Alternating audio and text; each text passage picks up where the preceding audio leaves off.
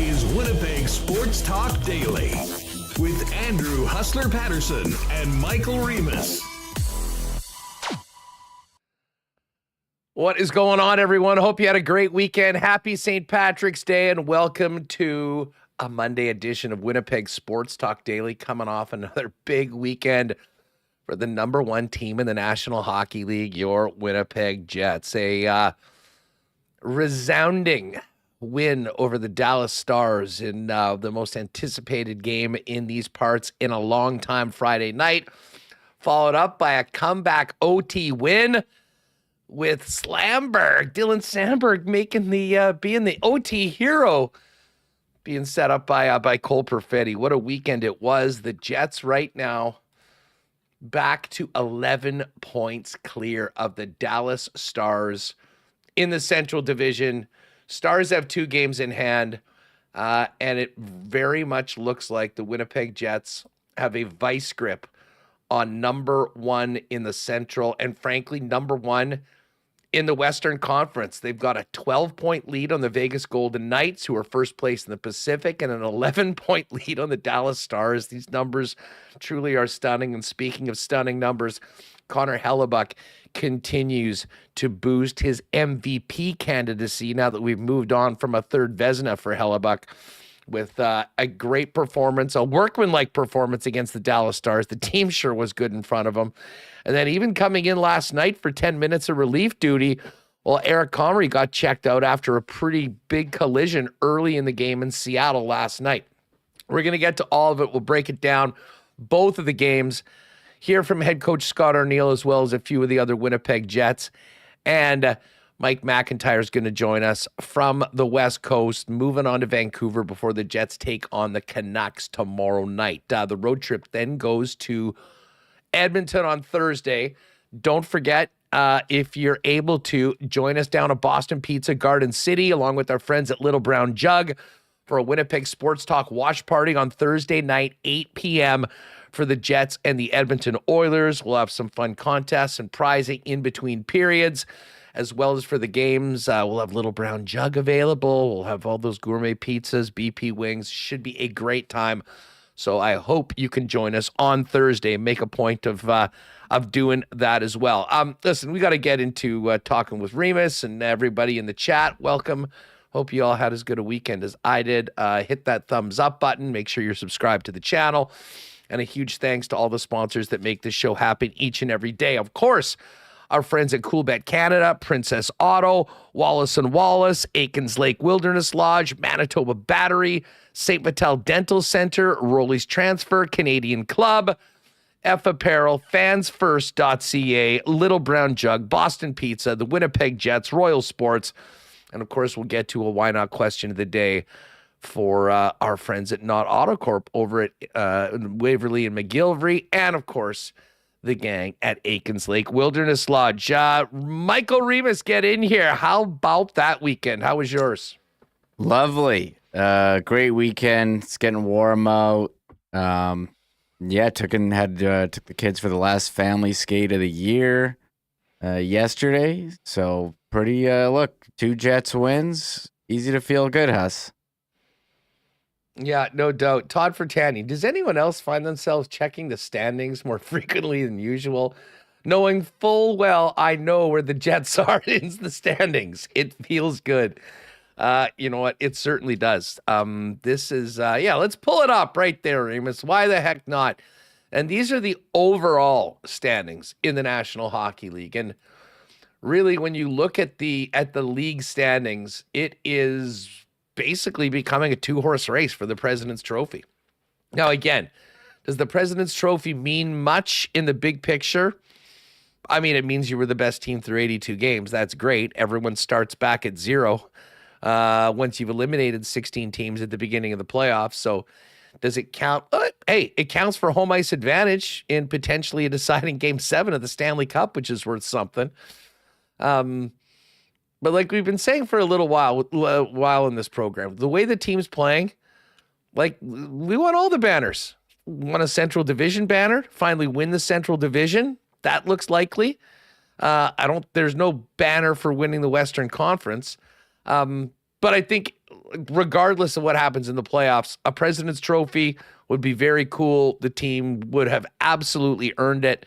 And listen, if it doesn't happen, not the end of the world. For those people, and we have heard in chat that said, oh, no, you don't want to win the President's Trophy because you never win. I went through this yesterday. Last 25 Stanley Cup champions, so basically since the turn of the century. There's real no rhyme nor reason. There's been as many President's Trophy winners as there's been in any other spot in the standings. So basically, 4 President's Trophy winners have won, 4 second overall teams have won, 2 third overall teams, 4 fourth overall teams. Basically, it tells you the good teams win the Stanley Cup. The Jets are absolutely a very good team, and they are in that spot, and they are a Stanley Cup contender. And they're building up a resume from this season that hopefully they can take into the playoffs and do some damage. But Remo, the last couple of weeks we've been talking about focusing in on that game on Friday as the Dallas Stars pushed and kind of ate into the Jets' lead, that this is about winning the division and winning the West and getting that second wild card spot and letting Colorado and Dallas go head-to-head in the first round. And they're taking care of business right now. Obviously there's still hockey left to be played. The Jets have 14 games remaining on their schedule. But they've taken care of what they've needed to do. They've put themselves in a great position. I believe it's over 92% now to win the Central Division. And again, if you're winning the Central, you're winning the West right now. And that's the way things look in Winnipeg. Ever since Friday night, vibes have been super high, and they continue to be heading into Vancouver and Edmonton this week. Yeah, looking at the standings, I don't want to put the lock button on Jets in first in the Central, but as you said, Money Puck has them at 92.2%. They are 11 points up on Dallas with, Dallas has 2 games in hand. One of those games is against the Jets in Dallas. So that was a huge win, Huss, for the Central. A playoff-like atmosphere. The crowd certainly brought it. Sold out Friday night, Canada Life Center, and everyone knew the implications of that game. And the Jets showed up, and they played their best, Huss. And they really shut down Dallas. Kyle Connor showing, it's amazing that this guy... How good was he this weekend? I mean, that goal that he scored yesterday, how many guys can just get a puck and go in one-on-one and put a roof like that? And the pass from Morrissey right on the tape to Connor, he said after the game how ready he was for it to come back. It seemed like it happened so fast. How many guys could get the puck back quickly and get it off that quickly past Oettinger? And he had 2 on Friday. And it's amazing how he was scratched in that, Team USA final game for Chris Kreider, did he even play on Tuesday's game? That was Jets Rangers. What a dumb decision, especially with Matthew Tkachuk. Clearly not 100%. Really. Hey, listen, if that lit in a little bit of an extra fire under Kyle Connor that he can take into the playoffs, great. It sucked for him personally. But again, he didn't have to be a part of a losing squad that took the L to Canada. It's not even his fault. He's I'm a good player. It's not my fault these guys don't know how to make. We can't really harp on that anymore, but I think it shows that he is a top player in the NHL. He's a top player for the Jets. He could have a 100-point season, which we haven't had in Jets history. And I think as we look at the final stretch of the season here, there's a number of records that could come down. Mark Scheifele's on his way for franchise points. Connor Hellebuyck, could he get the all-time single-season wins record, which would be insane? We had Jennings watch last year for the Jets. It got a 11-goal lead here on LA for least goals allowed in the league. So there's so many things. The division, the President's Trophy. There's so many amazing season accomplishments that we have our eye on here. As the season winds down, and again, a fantastic weekend with a win over Dallas and overtime win over Seattle when they clearly weren't at their best in the first period. But you get that goal from Cole Perfetti. We're saying, hey, we're not at our best, but we're only down a goal here after one period, and they seem to figure it out there in periods 2 and 3. And Sandberg with the overtime win. So many amazing moments for the Jets over the weekend. It's hard to put your finger on which was the top one. This was the weekend of Slamberg. The goal that he scored on Friday night to get things going for the Jets in that first period where they were all over Dallas. That could have been 4-0. I mean, Adam Lowry and Mark Scheifele both either had wide open nets. Scheifele went off the post. Lowry just missed it. Could have easily been worse for Dallas, but the Jets kept a foot on the gas. It was just a great, great performance. And then Dylan did it again last night. I mean, goals in back-to-back games, playing with Luke Schenn. And let me just tell you, Remis, Luke Schenn, I mean, listen, the Jets have made trades before and have brought guys in that have made an impact. I don't know how many people that I was talking to over the course of the weekend in my travels brought up how much they loved Luke Schenn. And I have to agree. He has been exactly what this team needed. And if you wanted an example of that, you saw it early on Friday night. And again, I'm not sure whether this was caught on the television cameras. But, you know, we're in section 316, so the end that the Jets are shooting at in the first and third period. So the play is coming towards our end. And I look back, and Schenn has deposited Mikko Rantanen inside the Jets' net. And Hellebuck's sort of standing back, giving him his room. Rantanen gets up, sort of shakes his head, and you know, complains to the ref a little bit and move back. But I mean, they call him the human eraser for a reason. He's been erasing a lot of individuals in front of the net, and Dallas never got to the middle of the ice in the front of the net on Friday night. Luke Schenn, a big, big part of it. But hey, listen, one other really cool thing happened on Friday. And for everyone that was with us on the program, you will recall there was somebody in the chat, I believe the YouTube handle was Kittens31, that said they were going to the game that night and it was their birthday. And again, like with most people, we really don't know if they're male or female or if they're, you know, older or younger. But they had also put up that they wanted us to do that a poll for what jersey they would wear.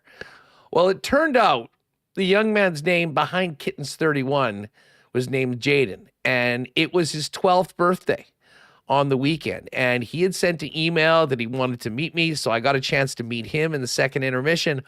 But before that, Jaden had bought one of the lucky pucks, and get this, he got one of the 4 gold pucks, and it happened to be the Gabe Vilardi puck. So not only did he see one of the games of the year, a big win for him on his 12th birthday, he also got to meet Gabe Vilardi after the game, and I had a great little meet with him and his mother at the intermission, and they were very kind enough to send this picture with him and Gabe over. So shout out to Jaden. Hopefully his weekend was as good as his Friday night was, and he had a great birthday, and looks like he got a stick too from Gabe afterwards.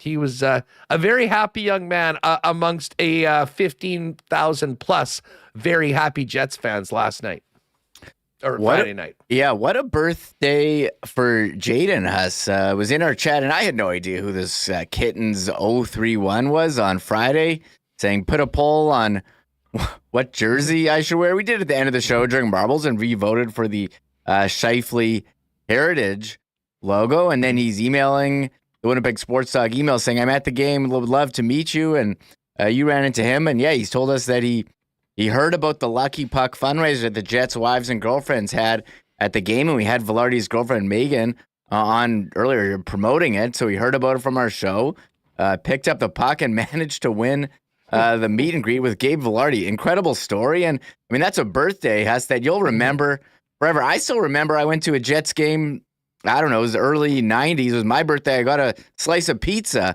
and I still remember that. Now, like, this is just pizza. I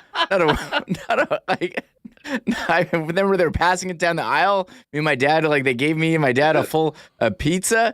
But this is next level, winning, getting the golden puck and meeting Gabriel Vilardi post-game. Incredible. So shout out to Jade and his mom for emailing the pics and letting us use them on the show. So cool. I mean, the guys was in our chat on Friday saying how excited he was for the game, for his birthday, and then gets that. Just what a story. Yeah, it's just so cool, and especially to see a new generation of Jet fans and, of course, Winnipeg Sports Talk listeners He was fired up about the marble race. He had no school on Friday, so he was able to get in the marble race.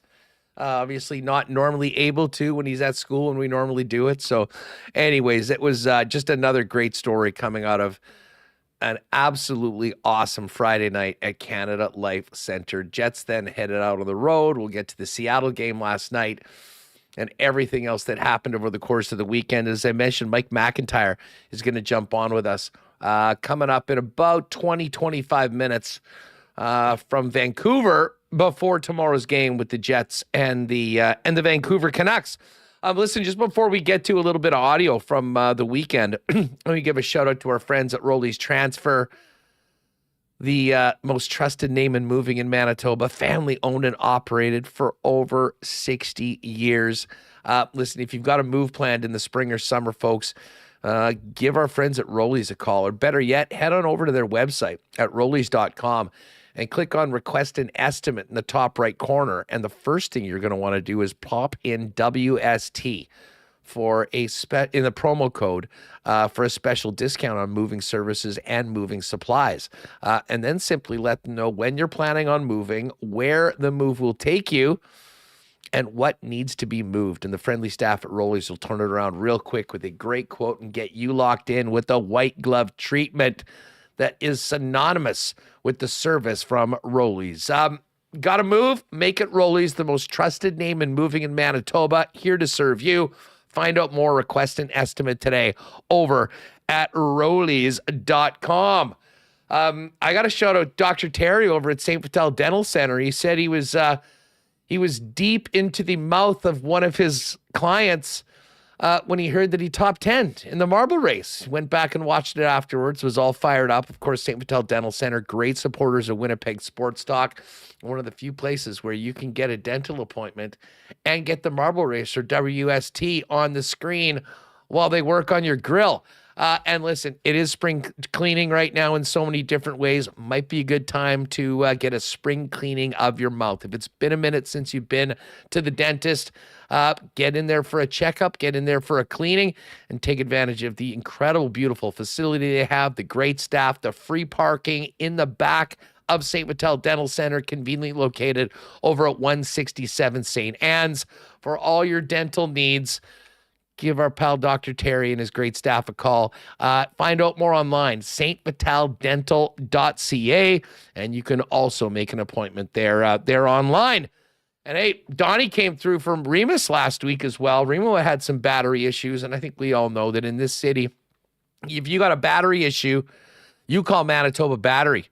Shop local, get the best prices in town, period, beating the pants off the big box stores, with the best service around, as well as Manitoba Battery will deliver batteries anywhere inside the perimeter, free with any purchase over $60. It's just that easy. So whether it's for your car or your truck right now, as we get through the tail end of winter, or whether you're getting ready for your fishing boat, a speedboat, your ATV, you name it, they've got the battery for it, and you'll pay less at Manitoba Battery than anywhere else. Manitoba Battery, 2 locations, Logan Avenue, Dovercourt Drive. Check them out or get what you need online at manitobabattery.com. All right. Remo, let's start off back with Friday night before we get to last night. Because I don't want to move past a game that was so important, that was hyped up, and the team played as well as they did. We'll go with 10 right here. This is Scott Arniel on how he felt his team handled the pressure of Friday's game against the Dallas Stars, who were close and closing in the rearview mirror heading into last week.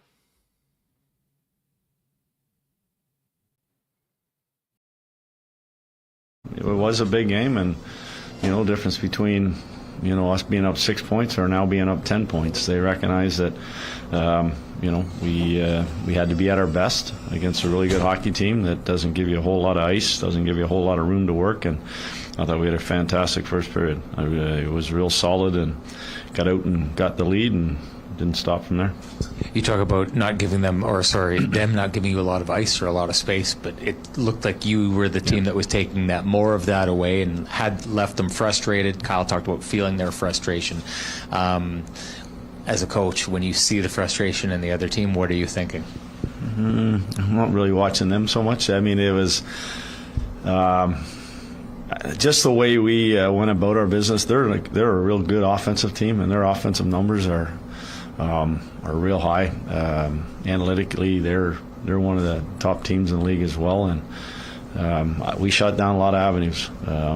We did a lot of good things. We created our goals by defending first. We got in, I've talked about often, we played a 200-foot game of defense to make sure that they didn't get room to work, and it turned into offense for us, and that's what we've done all year long, and that's we got up and got ahead of them, and now they got to chase the game. All right, there's Scott Arniel. Just looking at the chat, there's a lot of fired up people. I see Andrew Haleko. Did anyone else wake up this morning and think, gosh, it's good to be a Jets fan? I certainly did on Saturday. I woke up with a bleep-eating grin on my face, and it did not leave pretty much. Well, it's still here right now, frankly, as we get into a very fun day of St. Patrick's Day. Here's a little bit more, though, from Friday. And listen, Jaden will tell you, I will tell you, so many of the WSTers that picked up tickets for the game on Friday will tell you that felt like a playoff game. The atmosphere in Canada Life Center was just off the charts. And the team stepped up and even raised it more with the way that they played against the Dallas Stars. Here's what Arnie had to say about the atmosphere in the building Friday night. I don't know if it felt different, but you can tell it was loud. It was a Friday night in Winnipeg and the barn here. It was real electric. Especially when we scored early, it really got the crowd going. And they've been good all year. They've been watching a real good hockey team play, good hockey throughout the season, and to have them behind us for that one, that's a big boost. So this is one of many big games that we've played so far this year. We still got a few more to go down the road before we get to the end of the season. So, like the way our group responded, and then again, I love the way the crowd responded. Everyone brought their A game to Canada Life Center last night that were in Jet jerseys, both the team on the ice and the fans in the stands. One more from Friday, and I referenced Luke Schenn's performance and what he has brought to the team. He was a presence every time he was on the ice, and of course he stepped up to the second pairing with Neil Pionk being out. Here's what Arnie had to say about his new member of his defense corps playing up on that second pairing and having a big role in the win. Like I said, he's a veteran guy that's played in that position before. I think, and like I mentioned when we traded for him, there's a lot of players, and this isn't at random. This is just. There's a lot of players that take the long way around to get to certain places when he's on the ice, and it is evident. I obviously coached against him for a number of years, but to watch him sort of shift in, shift out, you see it. He's a physical presence, and when he uses his smarts, when he uses his hockey savvy to recognize that he can use his body to get those pucks, that just leads to us exactly puck possession. Maybe it's a face-off that's a 50-50 that he leans in and gets that puck, and it's a breakout for us. Remo, the Arniel early on said about Luke Schenn that often guys like to take the long way around to the net. We saw that. We saw that on Friday night. He is definitely an imposing figure, and one that guys know what they're going to get if they're mixing into the space occupied by number 5. So. A great start as a Jet for Luke Schenn, and a much-needed performance considering that Neil Pionk is out for the next week to week right now. I don't imagine he'll be on this road trip. We'll see what his availability is like when the Jets return home on Sunday and through next week. So we move on to last night's game. Want to get to the jacket ceremony, but let's hear the coach's comments, and then we'll get to a little bit more with the players. Listen, Dylan Sandberg scored that huge goal Friday night, and then there he was in overtime, a place where he doesn't normally get on the ice. scoring the winning goal off of Cole Perfetti. Here's what Arnie had to say about the way Sandberg stepped up this weekend and last night. You know what? Obviously, with P being out, he's had to step up. But not only him, everybody's had to step up. And I don't know if he's really ever been out in the overtime like that. But the old two roommates there, him and Fetz tagging up. But nice to see. He logged a lot of minutes, and he can be a horse for us when he plays like that. Speaking of Cole, and we've talked about his game and how he seems to be elevating it. How big was his goal at the end of the first there to just grab a little momentum? Yeah, obviously the kind of craziness happened with our goaltenders there, so kind of got us a little bit behind the eight ball. But that was a big goal at the end of the period. Obviously, going into the second down 1 instead of 2 makes it a big difference, and it allowed us in the second to kind of get up and running. And really thought we did a great job of hemming Seattle in that second period. All right, so there's Coach Arniel. Yeah, Dylan Sandberg almost 23 minutes last night. No surprise, Josh Morrissey, 28:59, almost 29 minutes last night. Dylan DeMello going 24:18. And Luke Shen playing almost 18 minutes as well. But Sandberg, obviously shorthanded, was out there. PK had a couple long runs, but, like long shifts, but very effective shifts. And then getting out there in OT as well. Arnie referenced, and we'll hear from Eric Comrie in a minute, sort of a weird situation in the first period. And that this is Eric Comrie's game. He gets steamrolled by Matty Beniers early in the first period, plays for a couple minutes, and then gets yanked from the game. He did end up returning, but not after 10 minutes of gameplay had happened, and the Kraken had scored the goal. Here's what Arnie had to say about just dealing with the goalie situation in the first period. Yeah, it's hard. It really is. It's just obviously your second guy, our number one's going in cold. You're always worried about that, and then hoping that Combs was okay, but we felt he was. He was saying it right from when he was going off the ice, but. It's the rule. It's what's in there. I don't really like it very much, but at the end of the day, you got to live by it. Like I said, it kind of got us unrattled a little bit. Then we got ourselves back on in the second period.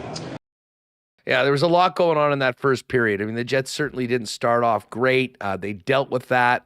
Next thing you know, that they're down. But big goal by Cole Perfetti to get them back into it. And then it was climb back into the game and, of course, win it in OT. One more from last night. There was a big game in the afternoon. We're going to head to Denver. Will Peterson's going to join us in the second hour of the program to discuss Mikko Rantanen's return to Denver and the Stars Avalanche, seemingly collision course for a first-round playoff matchup.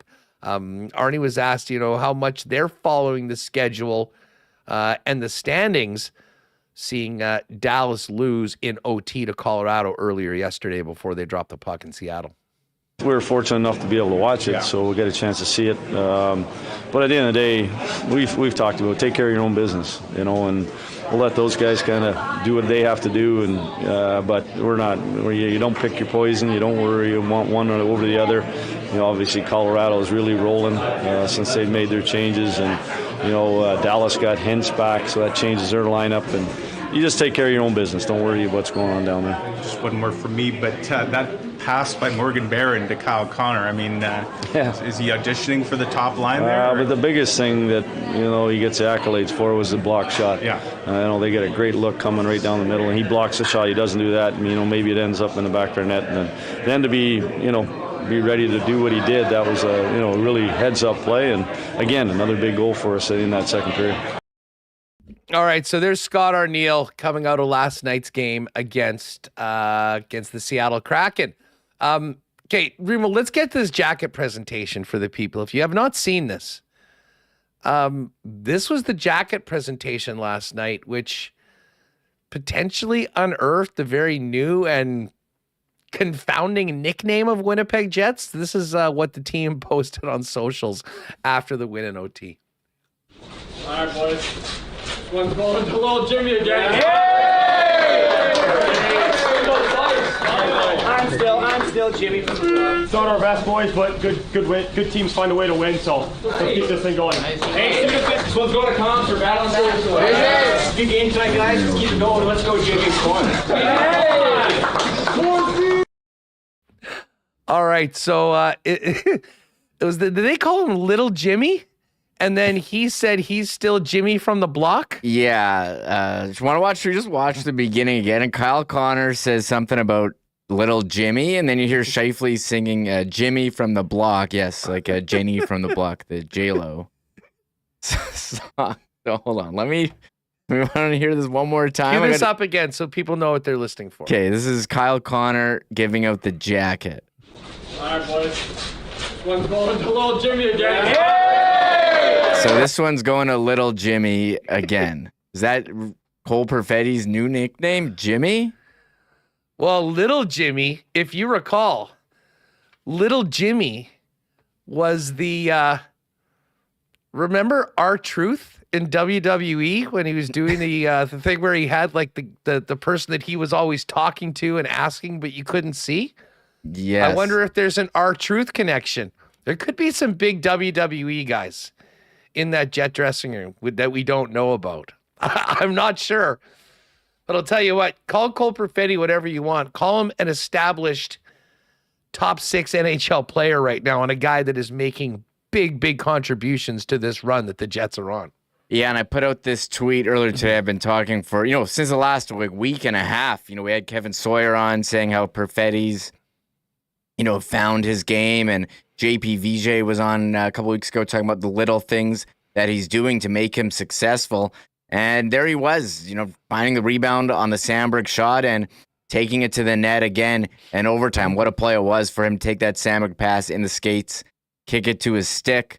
But here's Cole Perfetti's season. Last year we talked about what a great start he was, and he found himself on a big slump, and then again found himself in the press box. But this year, it's really been the opposite. He's heating up here in the last 19 games. So first 49 games of the season for Perfetti has 25 points. That's 0.51 points per game. I mean, that's okay. But here he was in the next 19 games, 17 points, 0.89 points per game. So he's got 42 points in 68 games this season. That's 0.62 points per game, slightly ahead of last year, 0.54. He's setting career highs, and he had, I don't want to call it a holdout, but they had took some time to agree on a contract. He came late into camp, and I'm sure the Jets will be happy to reward him, after next season or whenever he's eligible on a nice extension. Sandberg as well will be talking about his next contract. Velarde, the guys who are RFAs having career seasons, and I think that's what you need to have on a run to the Stanley Cup. You need multiple guys having career years, and you're certainly seeing that now. It's tough to debate who's the most improved player this year. Is it Perfetti? Is it Sandberg? Velarde, he's healthy, and other guys stepping up as well. Eric Comrie, he had a slow start. You couldn't get a win. I think he's led in, 2 or less in the last bunch of games. So many guys improve seasons. Perfetti, though, what an improvement from him here in the second half. Yeah, listen, he like we talked last week. I mean, the difference from last year to this year is so significant. And listen, he always had the hockey sense. He always had the head for the game. He's always had great hands. But his level of fight and level of competitiveness on the battles and being like last night's a perfect example. It's not always easy to go to the net and to spend your time in that real estate where you're going to probably feel something. But there he was popping one in, and it was a huge part of getting back in the game, and of course that on the off the stick of Dylan Sandberg. And listen, I know a lot of people. We've talked a little bit about Dylan Sandberg's contract coming up. Like this weekend for Sandberg was huge. Everyone knows how important he is to the Jets and what he's done so far this year. But when you think about these contracts, I mean, offense is a big part of it. And like he's not had significant offensive numbers, very much for a good portion of, his career. Well, now he's getting the opportunity to play a little bit more. 2 goals on the weekend, the goal and an assist last night. That is going to go a long way to maybe top up what that total is. Regardless of what the total is, I think I know what Jet fans want to see in that contract, an 8 in the year department for it. Now, listen, Mike's going to join us in just a couple of minutes, but let's hear from Dylan Sandberg. He spoke last night to Mike, and everyone was around it, just talking about the OT winner, and he was asked when the last time he scored an OT winner was. No, actually, the one previous before that was probably Worlds. Okay. A couple years ago, but I don't get to play overtime very often, but it's fun, and ended up working out. Seems like you and Cole, and you're good friends off the ice. You got some real chemistry there, and obviously hooked up for the winner. Yeah, we've been talking to each other about hooking up and connecting on a goal for quite some time now, and we're fortunate enough to get 2 tonight. How did you find yourself behind the defense there? It seemed like they had guys back, and then all of a sudden you were just alone there at the top of the crease. Do you know what happened on the play? Yeah, it was just like a jumbled mess there right on the dot, and I just looked up, and there were three guys right in front of me, 3 Kraken guys right in front of me, and I was like, back door's wide open, and Fetz was, he's like, I'm glad you went to the back door, because that's what I was hoping you were going to do. So, I just found some space, soft space, and Fetz gave me a great pass. They're pretty happy at Dylan Sandberg, who was apparently referred to as Big Jimmy when he got the jacket on Friday. The jacket celebrations or presentations becoming must-see. It's just been a great add to what they've done social media-wise. Here's what Sandberg had to say about battling back the way they did after a first period that probably not up to their standards. It was definitely a resilient effort, and it's never easy to go down 2 on the road, and we stuck with it. Got a huge goal there at the end of the first, and we finally settled down in the second, third, started to play our game, and we got more chances. Yeah, no doubt. Cole's goal late in the first, I imagine, to cut that deficit in half, kind of sends you into the room in a bit better mood, right? Absolutely, yeah. That was huge by Cole to put that one away, especially with like 25 seconds there. So, that was a very important goal at the time. Just another example of other guys stepping up. Like if Neil's in the lineup, maybe you're not even out there in that overtime, right? But everybody's got to do a little bit more, and good example of that tonight. Yeah, we got a really good group here. We're really deep, and got a lot of pieces that can, if something happens, like when I got injured earlier on in the year, Fleurs came and filled in, did well, and we got a lot of guys on our team that can do that. All right, there is Dylan Sandberg. Listen, we're going to go to Mike McIntyre right away. We'll save Eric Comrie for a little later on after Mike speaks with us, and we will go to Denver at the bottom of the hour. Hey, it is St. Patrick's Day. For those of you that are celebrating this evening, this is a great time to still keep it Canadian. So listen, if you're looking for a little bit of whiskey for the evening tonight, make it the Standard. Canada's finest Canadian club since 1848. When you're popping by your local Manitoba liquor marts today, you can check out the CC Original, the CC 100% Rye, the Canadian Club Classic, and of course, Canadian Clubs available at all the pubs that you might be meeting some friends later on to get into the St. Patrick's Day spirit. But 24/7, 365, when you're thinking about quality Canadian whiskey, make it Canadian Club, available at your Manitoba liquor marts. And it won't be long before we're enjoying CC at Bomber games later on this year. And a quick shout out to our friends at Aikens Lake Wilderness Lodge. They continue to plan and get ready for the upcoming fishing season. We're just locking in some dates to get out there. I cannot wait. Maybe your travel plans are changing a little bit this year because of everything else going on. You want to keep yourself and your money here north of the border and in Canada. Listen, there's no better local option. Fly-in fishing where you can be on the water in less than 2 hours from the city of Winnipeg. And as incredible as the fishing is, the hospitality from Pitt and the Aikens family is even better. Find out more today on availability, bookings, and more at aikenslake.com, and check them out on all your social media feeds at Aikens Lake. All right, let's get out to Vancouver. Jet's going to be skating in a little bit. Mike McIntyre joins us now with a great background of the Canucks facility, and even rocking the Howard Chuck Strong hat today. Mike, what's up? How are you? I'm doing great. Huss, I drove through the night from Seattle to Vancouver. It's not that far, just about 3 hours. thankfully the Jets weren't going to skate till a little later today here, so could sleep in a bit. I've picked an interesting location here. I couldn't get into the arena in time to do this hit, so I am underneath a train bridge, I guess. So if you hear a few noises, that's what that is. But there's also about, 200 pigeons above me. And there is a very high probability that as we talk, I'm going to get crapped on by a bird. So good thing I've got the big bill on the hat here. So if you see like a bomb or two fall on me, you know what that is. That would be a clip of the year if that happens. Like, I don't wish ill upon you, Mike. No. But if that happened, I would really be here for it. So let me just add one more note just to kind of show how the sausage is made. It looks like a great and it is a great background. You know what I'm using right now to have my laptop perched on top of? An absolutely filthy garbage bin.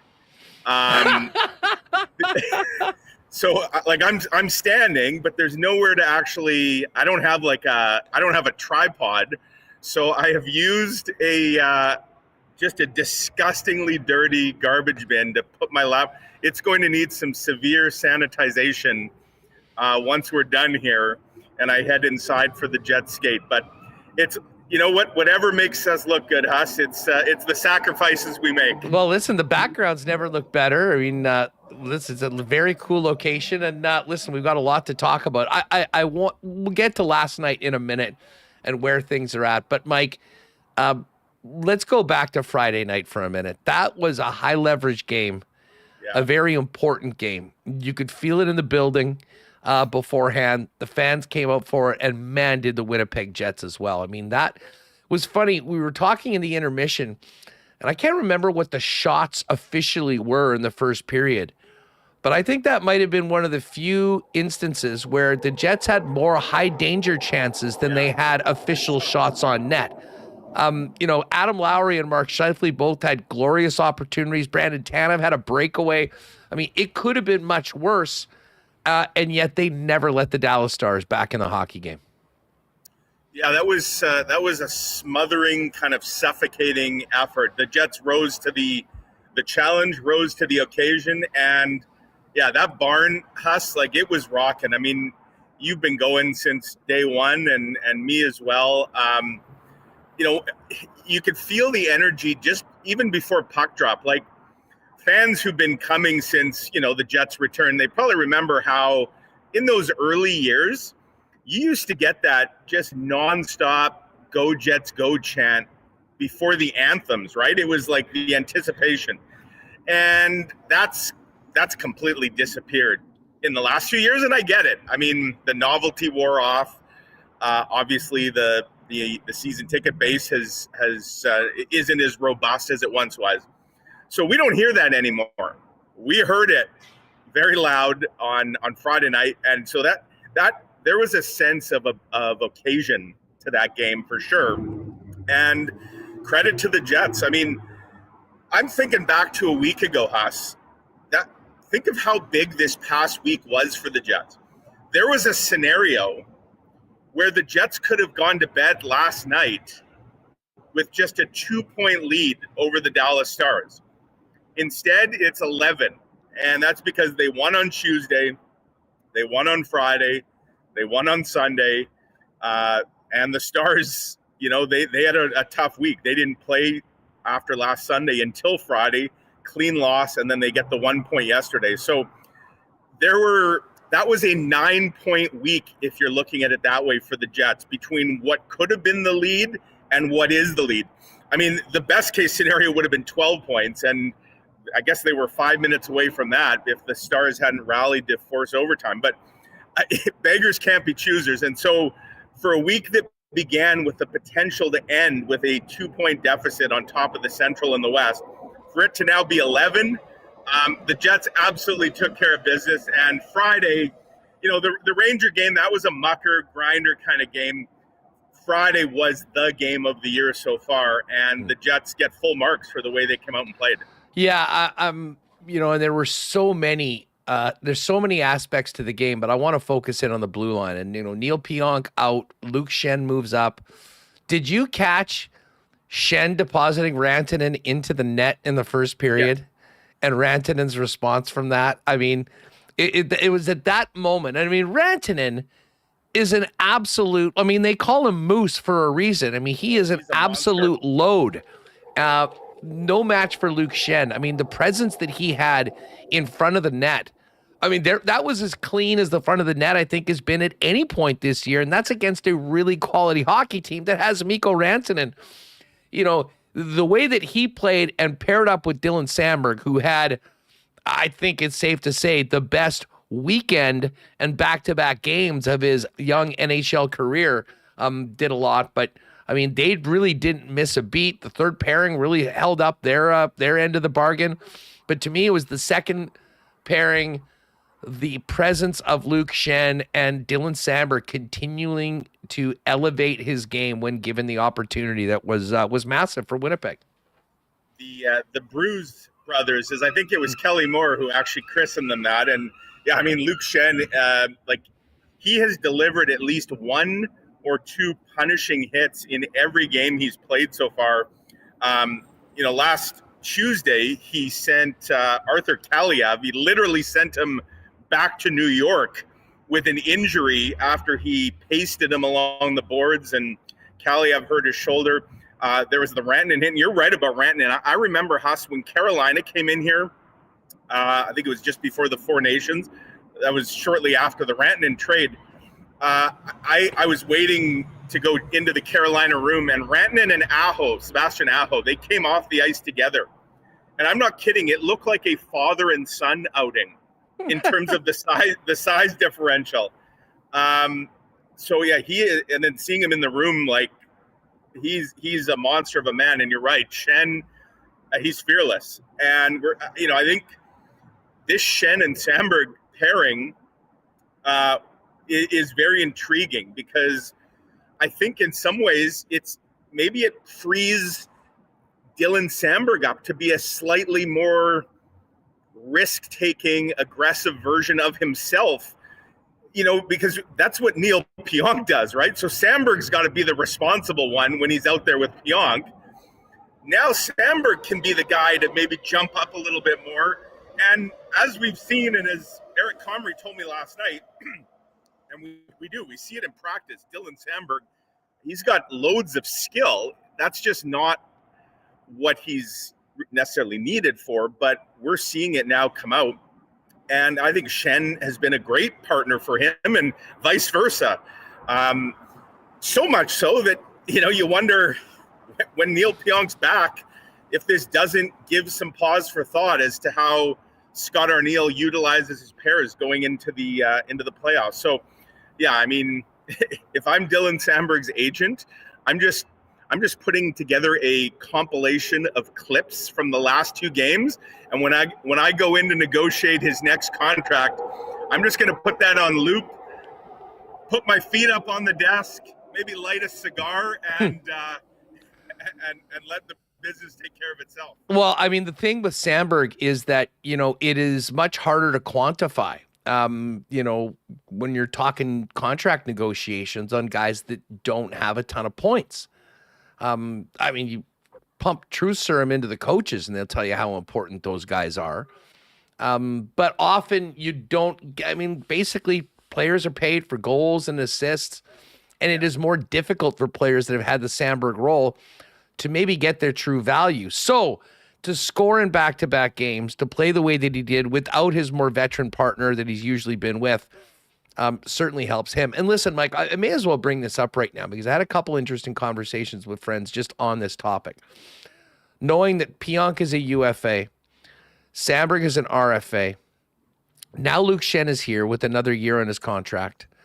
Colin Miller has another year on his contract. And, don't forget you got Elias Salmonson here.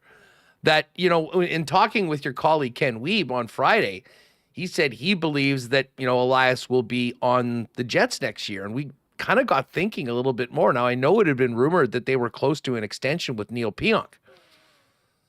But with DeMello signed, and knowing that Elias is here, knowing that you're going to have to invest into Dylan Samberg, having Schenn here, like that's going to be, if you include Elias and Pionk, there's 5 guys on your right side. Like the numbers just don't work. And I do wonder if this emergence of Samberg and what he's been able to do without Neil Pionk might actually be lessening the likelihood of that Pionk extension that had been rumored over the last little while. I mean, I know he's beloved. He's had a real strong year. They're going to need him in the playoffs. But you know what I'm saying here? Like at a certain point, there's only so much money and only so many roster spots. And as the Jets continue to move forward, you know, and guys are getting their raises, Velarde and Samberg, you're going to need to have some younger, cheaper players somewhere on the roster. And I would suggest that that might be bad news for Pionk looking for that extension. Velarde, Samberg, and I think Cole Perfetti's starting to make himself a little more money too. And don't forget about Kyle Connor, who's eligible for an extension after July 1st. And we don't know what's going to happen with Nikolai Ehlers. There's a lot of balls in the air for sure. Here's the thing about Pionk, though, that like him and Dylan Samberg are ridiculously tight. And in fact, I think Neil Pionk has, and maybe part of it is what he went through last year on a personal level and the way the team, I just get the sense like, and it's not necessarily the way you want to operate a hockey team, like a family. You know, there's the Vegas way, right? They run their team like the mob. As soon as you're no longer viewed as useful to them, they will cut you or put a sword in your back if you're Alan Walsh. You know, and where the Jets, there's some loyalty there. And I just wonder, you know, the relationship with Samberg, and presumably they're going to extend him and he's going to be a Jet for a long time.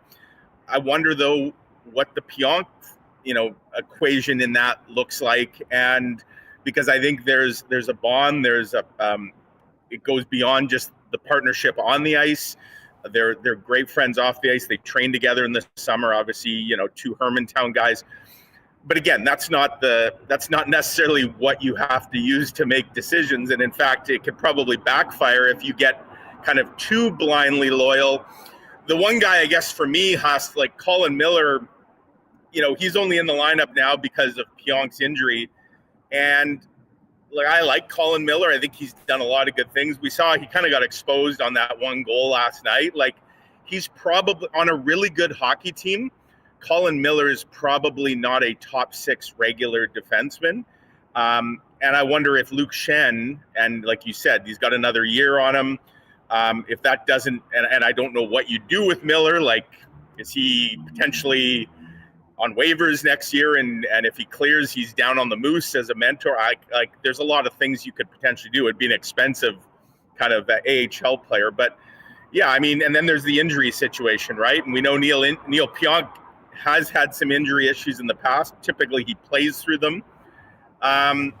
So yeah, there's different ways you could go with it for sure. I do think that Samberg and Pionk, like, I'm not saying that Samberg doesn't re-sign if they don't bring Pionk back.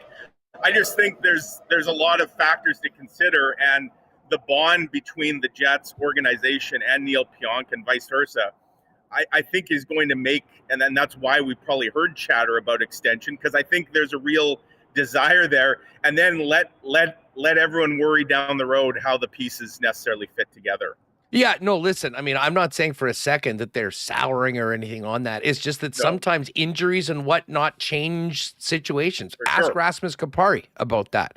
And listen, during this period of time with Schenn coming in, knowing that he is here for another year, and if your plan is to have Elias Salmonson playing next year in the top 6, at a certain point, I mean, you can't just, give everyone the deal that they probably have earned, and then hope that it works out. So I just thought I'd bring that up because listen, the more and more Samberg emerges as the player that he's kind of turning into. Now, listen, most of that's been with Neil Pionk this year, granted, but we saw a glimpse of what he's able to do with other players as a real driver. And And as they say, sometimes situations sort of conspire against people that normally, I mean, with the year that Neil Pionk's having, and listen, part of the thing that I've thought about as well is I think it was The Athletic that were putting up comparables, and we talk about points. Well, Neil Pionk has had a lot of points. That's what you pay for on the unrestricted market. I mean, their number, I think, was like a 5 or 6 year deal at like $8 million a year. Like, I don't think that's going to work for the Jets, basically, if he wants to get his full market value, that what somebody would pay. And that, honestly, Huss, that's where this relationship may ultimately go. Like, the Jets may say to him, Neil, we would love to have you back. We want you back. But we've got other business we have to take care of. Here's the best we can do. And we understand that you can probably do better than that. In fact, not probably, you will do better than that on the open market. Someone's going to pay you more money than we can pay you. And if you want to go get that money, we totally understand. And then Neil Pionk may ultimately have a decision to make. Does he accept less money to stay with what he has here? Essentially a hometown discount? Or does he go after the money, which no one could blame him for? And we'd probably all do that in a similar situation. So I do wonder if, and maybe that's part of the hang up here, maybe everyone, they kind of know, I assume, what his next contract with the Winnipeg Jets would look like. Maybe they're just going to let the season play out, see what they can do in the playoffs, see what this group can go do come April, May, maybe into June, and then revisit it. And at that point, whether Pionk ultimately decides to test the market is going to be up to him. That wouldn't surprise me if that's kind of the scenario that's been laid out here. Now, listen, we talked Samberg. I mean, huge weekend for him. Luke Shen as well. Listen, Brandon Tanev back in the lineup. I mean, I said this the first night to my friends that I was watching the game with, but I'm like, I forgot just how much fun it was to have this guy on your team. And listen, last night when the team was not particularly full of energy early on, there's Tanev starting a big scrum, getting into it with Wright and a couple other guys on a team that he just was on a week ago. And sort of went out for dinner with them the night before. Sort of dragging his team right into the fight. Like, and again, there's no numbers. It's not really quantifiable, but the energy level of the Winnipeg Jets with Brandon Tanev on it is just different than it was before he was acquired. I know you're a big wrestling guy, Huss. I kind of am too. You know what last night reminded me of? Remember the Big Show in WWE? How many turns he did? He'd literally be a heel one week, and then he was a face the next week. Then he was back to a heel, and it almost became a running joke that the guy turned every week. Well, Brandon Tanev, I've never seen a player in a 30-minute span. When they announced him in the building last night in the starting lineup, the place erupted. They love him. I saw 1 million Tanev Kraken jerseys. They love the guy. Then when he was on for the first shift, nothing but cheers. Then he obliterates Shane Wright with a hit. And all of a sudden, they're trying to run him out of the building. He's got everyone after him. And then the funniest part, I can only imagine behind the scenes, the Kraken game day production crew, they had a big tribute video, which they hadn't even rolled yet because he'd already gone from hero to villain, and they're waiting for the next TV timeout. So now they roll the tribute video, and the place goes nuts cheering him, and he's waving to them. This is the guy you just hated 5 minutes ago. It was, I can't think of a better snapshot that really captures the essence of Brandon Tanev. I had a great chat with him after the morning skate yesterday, kind of reminisced about the TLC days, and he still chats with Andrew Kopp all the time and talked about Adam Lowry's emergence as a leader and kind of what he saw back in the day. But he's an interesting character for sure. And I know there was a lot of hand-wringing at the deadline about what maybe the Jets didn't do. I think we could all agree. You can debate whether they should have or could have done more, the two players they did bring in are absolutely perfect fits for what this team really needed. You know, we talked a lot about the second line center position and Brock Nelson in particular. For whatever reason, that wasn't possible. He goes to the Avalanche. There wasn't else a lot out there at the center position. And it's funny, Scott Lawton, of course, was another player that, ended up getting a prospect and a first-round pick out of Toronto. You should see the hand-wringing now in TO that he's on the fourth line today. Like, well, what the heck do we do trading all this for a guy that's a fourth liner right now? So it's Kevin Hayes.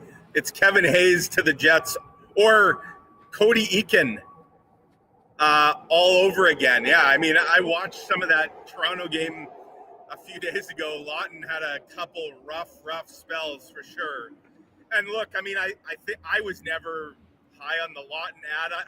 I didn't think Scott Lawton brought anything the Jets didn't already have in Vlad Nemestikov, and he's certainly not an upgrade over Adam Lowry. So, I'm fine with. And Toronto had to pay a bit of a premium to get him. They kind of got desperate, when they maybe didn't get some other guys they were looking at. But yeah, I mean, look, the Jets they certainly tried to do more. But this is the group they have, and their two new pieces have just fit in seamlessly. And, this is a team that just, we saw it last night. They get in a 2-0 hole. There's all kinds of confusion with the goaltending scenario where you say, okay, maybe this just isn't going to be their night. And they dig themselves right back out of that hole. And, that's kind of the way these Jets have been this year. Well, and to your point, listen, so much of that was around one particular position. That line still continues to produce. I mean, led by Perfetti and obviously what Nikolai Ehlers is doing. I mean, Vlad's been really good since the postseason, since the trade deadline, I should say. But the other thing, Mike, and this kind of goes back to Tanev, the fourth line has been awesome. I mean, Alex Iafallo has been great all year long. But bringing Tanev in and moving Morgan Barron to the center position on the fourth line has given it a different level of size. I mean, they're very, very fast. I mean, Barron can fly. Tanev is a Tasmanian devil out there. And it really does seem to be paying dividends in a fourth line that has been kind of effective and maybe versatile as we've seen. And it's not just in their own end. I mean, they're generating some significant scoring chances on a game-by-game basis. Yeah.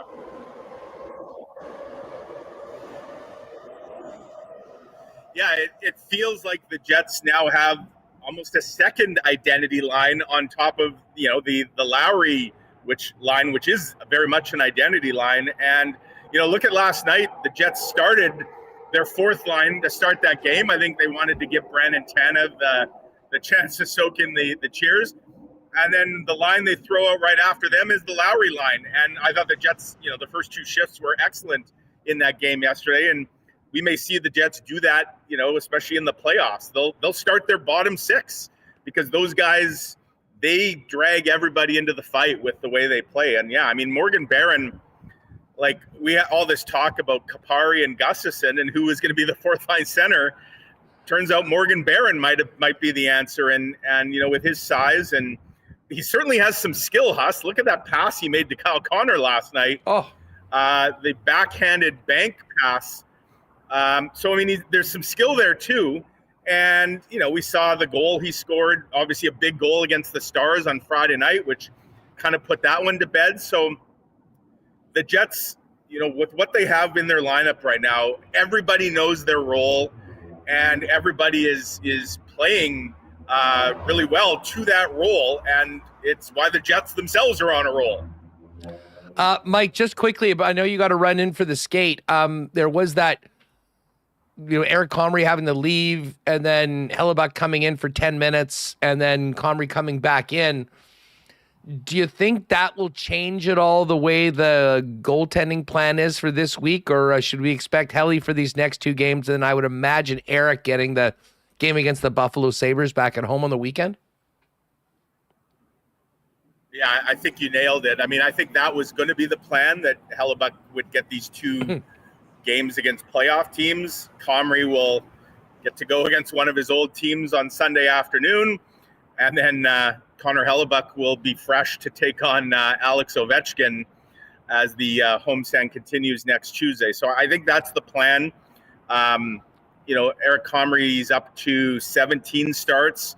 The Jets have 14 games left. So depending on, I guess, how meaningful some games are down the stretch, I could see Eric Comrie getting anywhere from a minimum of 3, maybe a maximum of 5, which would keep Connor Hellebuck in the 60 to 62 range.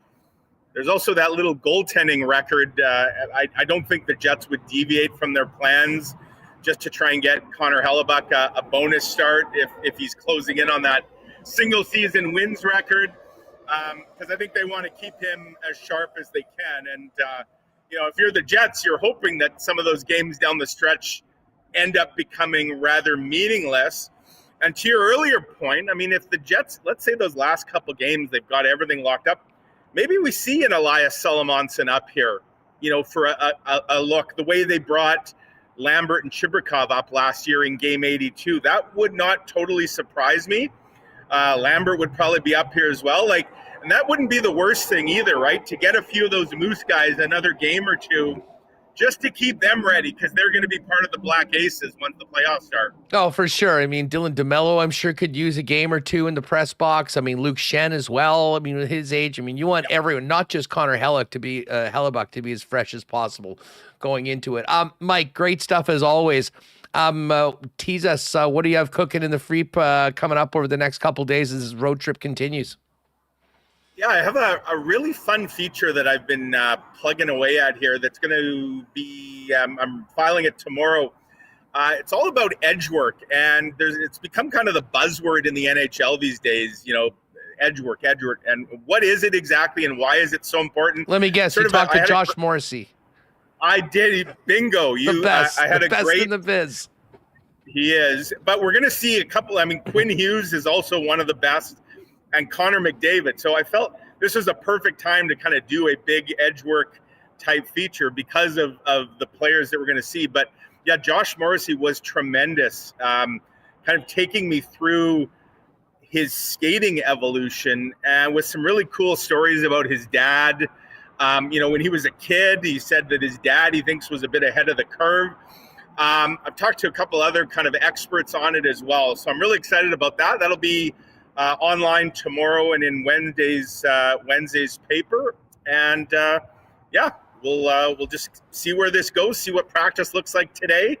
Hoping to have a chat with Luke Shen here as well today, just to maybe get a little more of his thoughts on Dylan Samberg and his adjustment to Winnipeg and playing an old team in the Canucks. And who knows, Huss, this could be a first-round playoff preview, although the Canucks are going to need to start getting some wins. They got a bunch of teams breathing down their necks. This is a huge, huge game for the Canucks tomorrow night, and it's a pretty big one for the Jets. They can hit the 100-point mark with a win. Wouldn't that be something? Yeah, it is wild, and further strengthen their vice grip on that number one spot in both the Central and the Western Conference, and set up a date with whoever survives, Vancouver, Calgary, St. Louis, and Utah, all battling for that 8th wild card spot. Mike, thanks so much for doing this. Have a great rest of the trip. Is there anything on the bit? It looks like it's clean. No, you somehow managed to make it without any of the birds dropping one on you. Say out of Connor. He's there in section 118. He amongst everyone else are waiting for you. Right on. Appreciate it, Mike. Have a great week. All right, there's Mike McIntyre of the Winnipeg Free Press. Listen, this is a good time. We've got a few minutes. Will Peterson's going to join us from Denver at the bottom of the hour. But let's get to the why not question of the day for Not Autocorp at Waverly and McGillivray. Regardless of what we talked about with Pionk's future, Dylan Samberg's next contract, I would imagine that most of you would like to see as many years as possible. In the chat for the why not question of the day for Not Autocorp, let's get your predictions on what you think that contract will look like. What is the AAV and how many years for Dylan Sandberg, keep in mind, as a restricted free agent coming up this summer when the Jets ink him to an extension. What will that look like? Let us know in the chat. We'll see what you have to say on that and fan feedback coming up by Fans First in just a couple of minutes. Hey, a huge thanks to Princess Auto for their great support of Winnipeg Sports Talk and, of course, the entire Winnipeg sports scene. Can't wait to get back to Princess Auto Stadium to cheer on the Bombers as we count down into spring and early summer. Of course, Princess Auto is founded in Winnipeg, headquartered in Winnipeg, and now coast to coast across the country, but with 3 Manitoba locations to serve you. Panet Road and Portage Avenue West in the city, and in Brandon for our friends out in Westman. At Princess Auto, you'll find the best deals on the most unique assortment of tools and equipment around. Everything you need to complete the projects on your list or start something new is at Princess Auto. So pop by and see them in store today, or you can get those ideas working and maybe plan a few new things and just simply shop online 24/7, 365 over at princessauto.com. We continue to get great feedback from WST listeners that have heeded the call and used Wallace & Wallace for their fencing or overhead door needs. And a couple really nice comments last week from WST listeners that had used Wallace & Wallace. Of course, they've been doing it since 1946. And if your property needs the security and protection of a new fence, or if winter's done a number on your old one, they've got you covered with vinyl, ornamental, chain link, welded wire, wood fences. And if you need a new overhead garage door, they've got the largest selection in town, which means a perfect match for your home, not to mention adding value to it at the same time. 452-2700 is the number. Give them a call. The Wallace & Wallace team will be happy to come down and give you a free estimate. You can also check them out online at wallacefences.com or pop down and see them in person at their showroom over on Lawson Crescent. And hey, F Apparel guys are ready for spring and summer. Wedding season, grads coming up. Guys, if you need to up your menswear game, head on down to F at 190 Smith Street downtown. Custom suits starting just over $400. Chinos, golf pants, custom shirts, both tucked and untucked styles, and the best selection of menswear accessories in town as well. If you have a grad in the family or you are graduating, make sure to talk to them about their grad deal where you'll get a free custom shirt and tie with the purchase of any suit. And of course, they are the leaders in wedding clothes. So guys, if you need to get suits for the big day, talk to the fellas at F about a special discount for your wedding party when the fellas get suited up for the big day. F Apparel, 190 Smith Street, online F, that's EPH, apparel.com. All right, we can get Remo back in here, but I'm interested to see what our fan feedback is on the Why Not question of the day. So let's fire this up for fansfirst.ca. Of course, Fans First, your number one spot for buying and selling Winnipeg tickets on the resale market with no added fees. What you see is what you pay, which is in stark contrast to most other secondary ticketing sites that you may have used before. Fansfirst.ca, the fan feedback is this. Dave Johnson, 8 at 5x5. Leslie Mitchnuck, 8x6. Danica Smith says $7 million for 8 years. And by the way, Ehlers, 7.5 for 5. Oh, that would be nice. I'm not sure whether we're getting Ehlers for that. But all I can hope, and most Ehlers fans hope, is that the better that this team plays and the more success they have, the more likely he is to come back. Because that's a hole that just doesn't get replaced if he's gone. Jude says 2x5. Yeah, they're going to want to go a heck of a lot more than that. Milner says 8x64, so that's 8x8. Johnny Bender, 5.4 for 8 years. Darth Skater, 6.8. He does not have the offensive numbers probably to get that 7 to 8 deal, my opinion. If they can get him to take 8, he might push 6.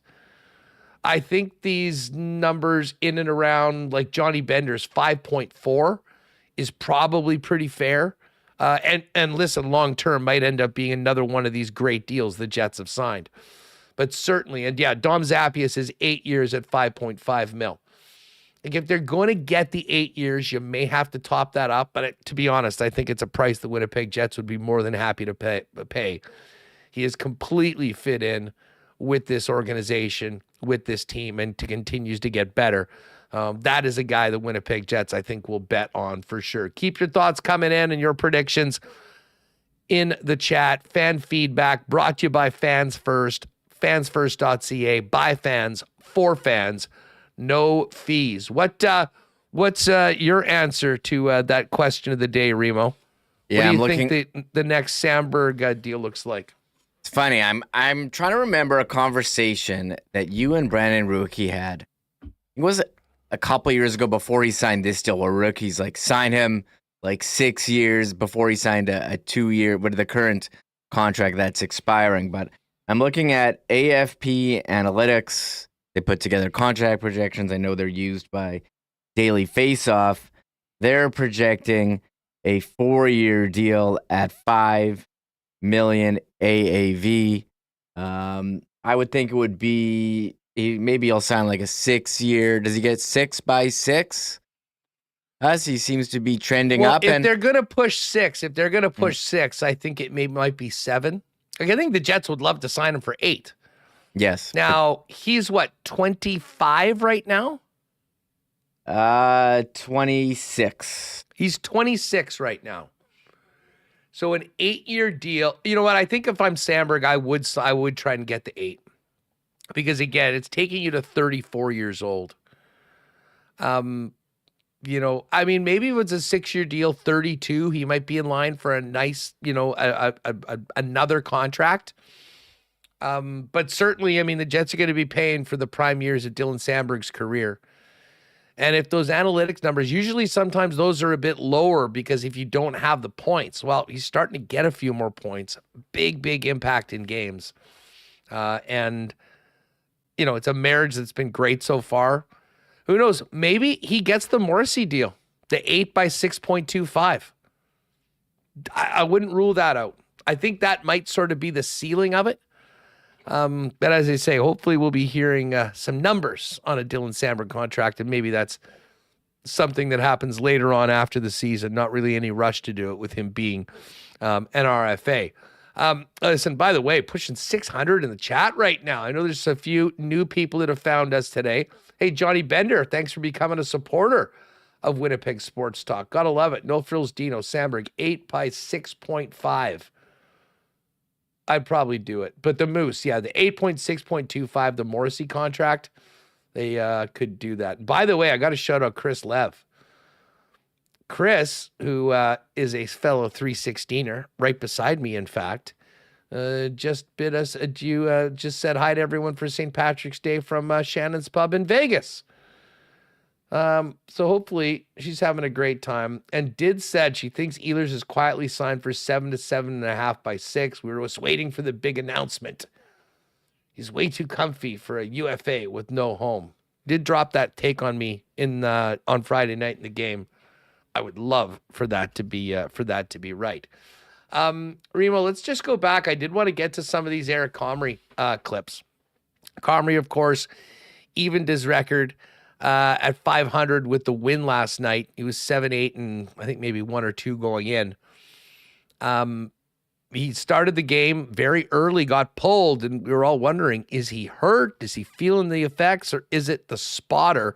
It became the latter, but that's part of the game right now. Here's Eric Comrie on what happened last night and getting pulled from Sunday night's game. We have no control over that, and I understand. We have no control over that, and I understand what they're doing. They're just kind of keep safe in the league, and I think they do a great job of making sure we have the most safest playing field out there, and they keep everybody healthy. And it's a big topic with concussions and head injuries, and I think they do a really good job. I can't hear any of that. Can you? Unfortunately, because I felt good. It was just my neck was a little tight. Yeah. I guess I can hear all the other clips. Did he actually get you in the head, or? It was more just jam my neck. Yeah. I was just more about my neck trying to get that out. My head was fine. I feel 100% fine. I guess they see you shaking your head. Yeah, but it's more like me trying to get my neck and my back loosened up. I mean, I'm not a big guy, so it hurts a little bit when I get hit. Right. Not used to it, you know. I'm not like those big forwards getting hit all the time. But you know what? It's a little strange when you come off for concussion protocol because you got to go through, you got to take all your gear off, you got to answer a bunch of questions, and didn't do so good in the answering the questions because I was more focused on the game, and it draws your focus off the game, then you try and get your focus back on the game. It's a whole production. Right. And it's hard to get back into the game after that. Okay, I'm just looking in the chat. Oh, so you could hear that. Excellent. The sound is fine for us. Oh, and you can hear me too, Huss. He said his neck is a little tight. I can hear the interview and you, Huss. A hot mic. I just wanted to make sure everyone was able to hear what Eric Comrie had to say because I couldn't, but you were the important ones. We've heard these before. Obviously he and Helly, close relationship, and they knew that it was Comrie's game last night. Here's Eric Comrie on feeling bad for Helly to have to go in and play for 10 minutes.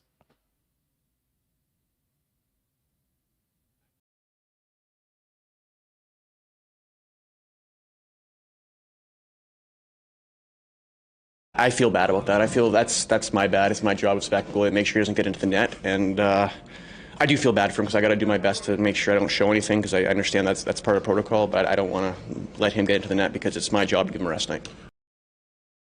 Yeah, I don't think Eric needs to feel too bad about that. He got absolutely steamrolled, and there was contact with the head. I mean, we haven't seen a lot of concussion spotter pulls so far this year, but if they feel they need to do it, they do it. And listen, Helly just went in, got another appearance, played 10 minutes, and was a part of another win for the Winnipeg Jets, although Comrie will get the credit. Here's just one more from Eric Comrie. He talked about the Jets coming back and really finding their game in that third period.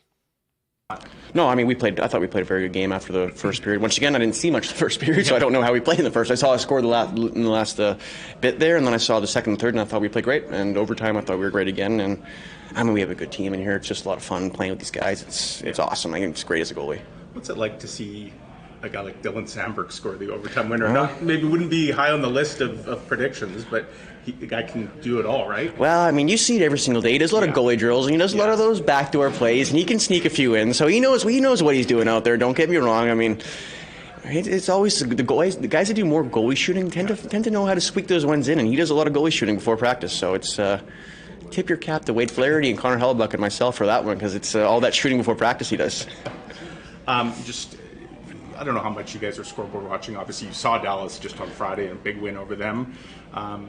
Do you know, coming into tonight's game that they lost in overtime today, so you put even more space between you, or is that not really something you're focused on? I mean, yeah, we know, but I don't think we're focused on it. I think we put ourselves in a good scenario where we're in control of our own destiny. I think if we do our job and control what we can control, we have the upper hand, I'll say. Yeah, that they certainly do. That was kind of funny, though, Remis. I mean, Comrie's one of the best quotes and sound bites, certainly on the Jets, and I would say maybe in hockey. He's so much fun to listen to. But I had to laugh when he and the goalies took credit for Dylan Samberg scoring the OT winner last night, and of course that big goal that he had on Friday night as well. It was all that goalie shooting at the start of practice that's made him the player that he is. I mean, I don't know how it would be when people just ask questions after every game. Got to come up with answers, and we know Comrie's got a sense of humor, but I think there's maybe some accuracy to that where, shooting on goalies. I'm sure it helps, and, something to be said about Samberg, having a more defensive style partner in Luke Schenn than Neil Pionk, who's known to jump up into the play from time to time, saying, hey, Samberg going, hey, it's my turn now to put up some offensive numbers, and you saw him connecting with his former roommate, Cole Perfetti, on the shot rebound. But then again, Samberg getting some ice time in overtime now that he's moved up the depth chart a little and taking advantage, showing that offensive skill set, taking the puck from Nemestikov, passing to Perfetti, and then going in the net. And credit to Nemestikov for, he's going in the middle of the net too, and somehow took out two guys on that play, freeing up Samberg for the backdoor. I don't want to call it a tap-in, but Paul Edmonds called it a chip shot on his call on CGOB last night that I thought he absolutely nailed. Yeah, no, it was Paulie was on fire last night. And listen, he and Dan both had some opportunities for some pretty nice calls as the Jets keep on rolling now 11 points up on the Dallas Stars with a vice grip on first in the Central and the West, which of course means that we are probably more than likely on a collision course for two of the best teams in the NHL to play in the first round, the Dallas Stars and the Colorado Avalanche. Now, those two teams met in Denver yesterday, and it also happened to be the return of Mikko Rantanen. I know many of you probably caught the game in the afternoon. It was on Sportsnet. We figured with so much happening in and around the Central, it's a perfect time to welcome back our pal Will Petersen from 104 The Fan in Denver. Will, it's great to have you back on Winnipeg Sports Talk. How are you, buddy? I'm good, Hustler. How are you, man? Long time no see. I'm glad you reached out. I appreciate you having me on. No, listen, it's always great to catch up, and it had been a minute since we'd seen the Avalanche, but things are we're getting down to the short strokes here of the NHL regular season, and the Avs beefed up big time. Dallas, of course, added former Avalanche Mikko Rantanen, and the Jets are still sitting pretty at the top, which means the playoffs are going to be wild. But before we even get to the playoffs, I had tweeted you or sent you a DM yesterday, and I was really interested in what the reception of Mikko Rantanen was going to be back in Denver. I mean, on one side, he was traded and then ended up getting traded again. So, I mean, the Avalanche did make a decision. On the other hand, we've heard that he turned down more money from the Avalanche that Rantanen ended up taking for 8 years from the Dallas Stars. And now he's in the division, is going to be playing for one of their top rivals. What did you expect going into the game from the fan base? What had you been hearing from fans? And did that play out yesterday at Ball Arena? Yeah, I mean, listen, if he had come back with the Carolina Hurricanes, it would have been all puppies and roses and standing ovation and this and that. The problem was he came back with the Dallas Stars with a fresh $96 million contract. And the Avalanche and Stars hate each other. I mean, the Stars have ended the Avs season twice in the last 4 years. So Matt Duchene also plays for them, who's one of the biggest villains in Denver sports history. So I wasn't expecting as many boos as I heard, though. Let's put it that way. Like, a lot of spin doctors in Denver, like, they were saying moose. They were saying, no, I was in the arena. He got booed. Like, they showed him on the Jumbotron, and he's getting emotional. And I'm thinking thunderous roar, standing ovation, et cetera, et cetera. There were some people that cheered. Don't get me wrong. There was a standing ovation from a lot of folks. Don't get me wrong. But you could hear audible boos when they're showing this guy, and he looks like he's on the verge of tears. It's amazing how much damage he has done to his reputation in the last couple of months. He looks greedy. He looks a little selfish. He looks like he didn't know he had a good thing in Colorado. And honestly, I think he overplayed his hand. Like, I'm still a big Mikko Rantanen guy, but to be on a team with Nathan MacKinnon and Cale Makar and blow that up over literally hundreds of thousands of dollars. A lot of money to you and I. Not a lot of money to Mikko Rantanen. Difference between 11-5 or 12 or 12-2 or whatever. He's kind of become a villain in Denver, Hustler, I got to tell you. Well, and listen, I mean, I get it. I think a lot of people here in the PEG would sort of feel the same way if the situation was similar with the way that he went and the fact that the Avs were willing to pay him. I mean, I've heard it reported that they offered him the MacKinnon deal, like 12.6, which is more. Now, I mean, I know, I don't know what the tax situation is in Colorado. I know there's no state tax, so maybe he keeps a little more of it, and maybe you can make the argument that the 12 in Dallas is a little bit more, but I mean, it's not significant. And to your point about overplaying the hand, like, he didn't take the money from the Avalanche and then went to other teams and said he wanted 14. And I think 3 different ones saying, well, hold on a second. That's a no-go, a non-starter for us. And I get it. You can't get it if you don't ask. But when you don't get it and then you turn around and end up with the Dallas Stars telling them this is one of the teams that I will sign long-term, you got to expect when you flip onto the other side of the rivalry, you might not be remembered as fondly, despite all the great things he did in Denver, helping this team win a championship. Yeah, exactly. It's where he ended up. Like, even if he had ended up in Toronto, for example, there wouldn't be this animosity. It was the fact it's with Dallas, a team that we hate. I mean, Duchene is, again, loathed in Colorado, and he's the guy who scored the game-winning goal in double overtime last year in Game 6 to knock the Avs out of the playoffs. So I'm not saying he's Matt Duchene, but man, I never thought that Mikko Rantanen would even be in these conversations. Like, he's beloved. Like, I have 100 videos of him at the parade, and that was 3 summers ago, but it feels like it was yesterday in some senses. Like, if you had me on in early January, because he got traded January 24th, and you said, Will, I'm going to present this argument to you that March 16th, Mikko Rantanen's going to get booed in Denver. I said, Hustler, I'll have some of what you're having. Like, I couldn't imagine in my dreams this playing out the way it did. And it's unfortunate, but the reality is, here's the thing. The Avalanche are a better team today than they were on January 23rd, right? You add Marty Necas, you add Jack Drury, you add Charlie Coyle, Brock Nelson, Lindgren, Blackwood, Wedgwood. Like, they're a better hockey team. Chris McFarland made 9 trades. The Avs GM made 9 trades this season. He has totally remade it. And part of the reason he was able to was they dumped a lot of money with Mikko, and they were more flexible. So I think the Avs have a better chance to win a cup now than they did in January. But it also is just unfortunate that it's at the expense of Mikko Rantanen's reputation in this state. You know, I mean, it's such a great story. And I mean, being out of the market, and listen, you know, we were really feeling it last week here in Winnipeg as Dallas ate into the lead.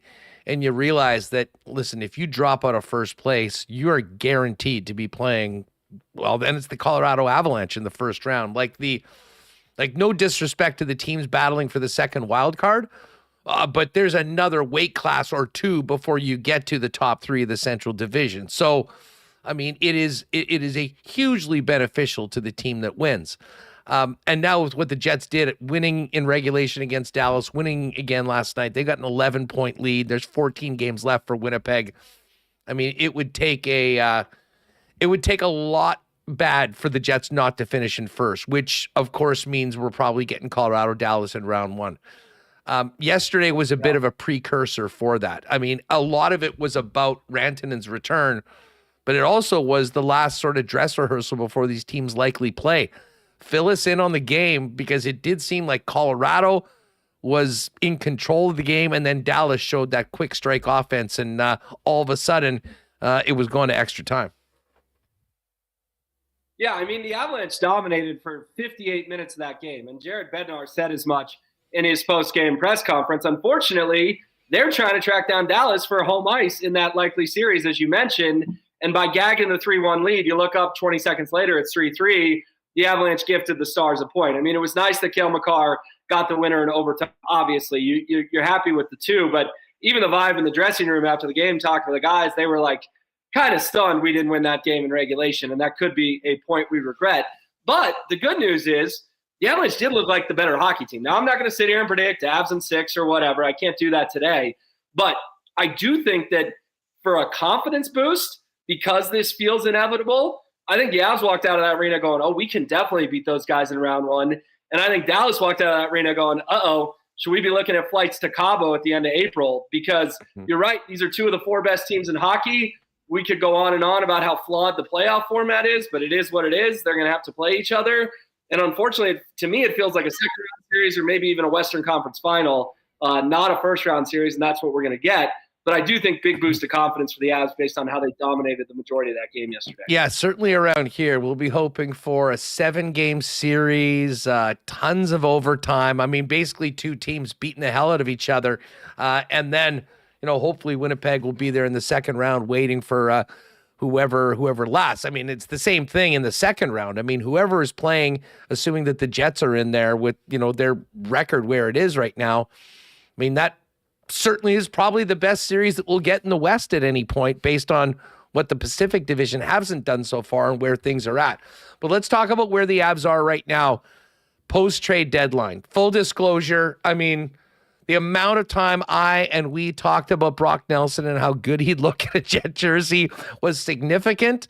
It was a bit of a kick in the nuts when we found out he was going to Colorado. Now, the ads the Jets have made a little less splashy, but have been great so far.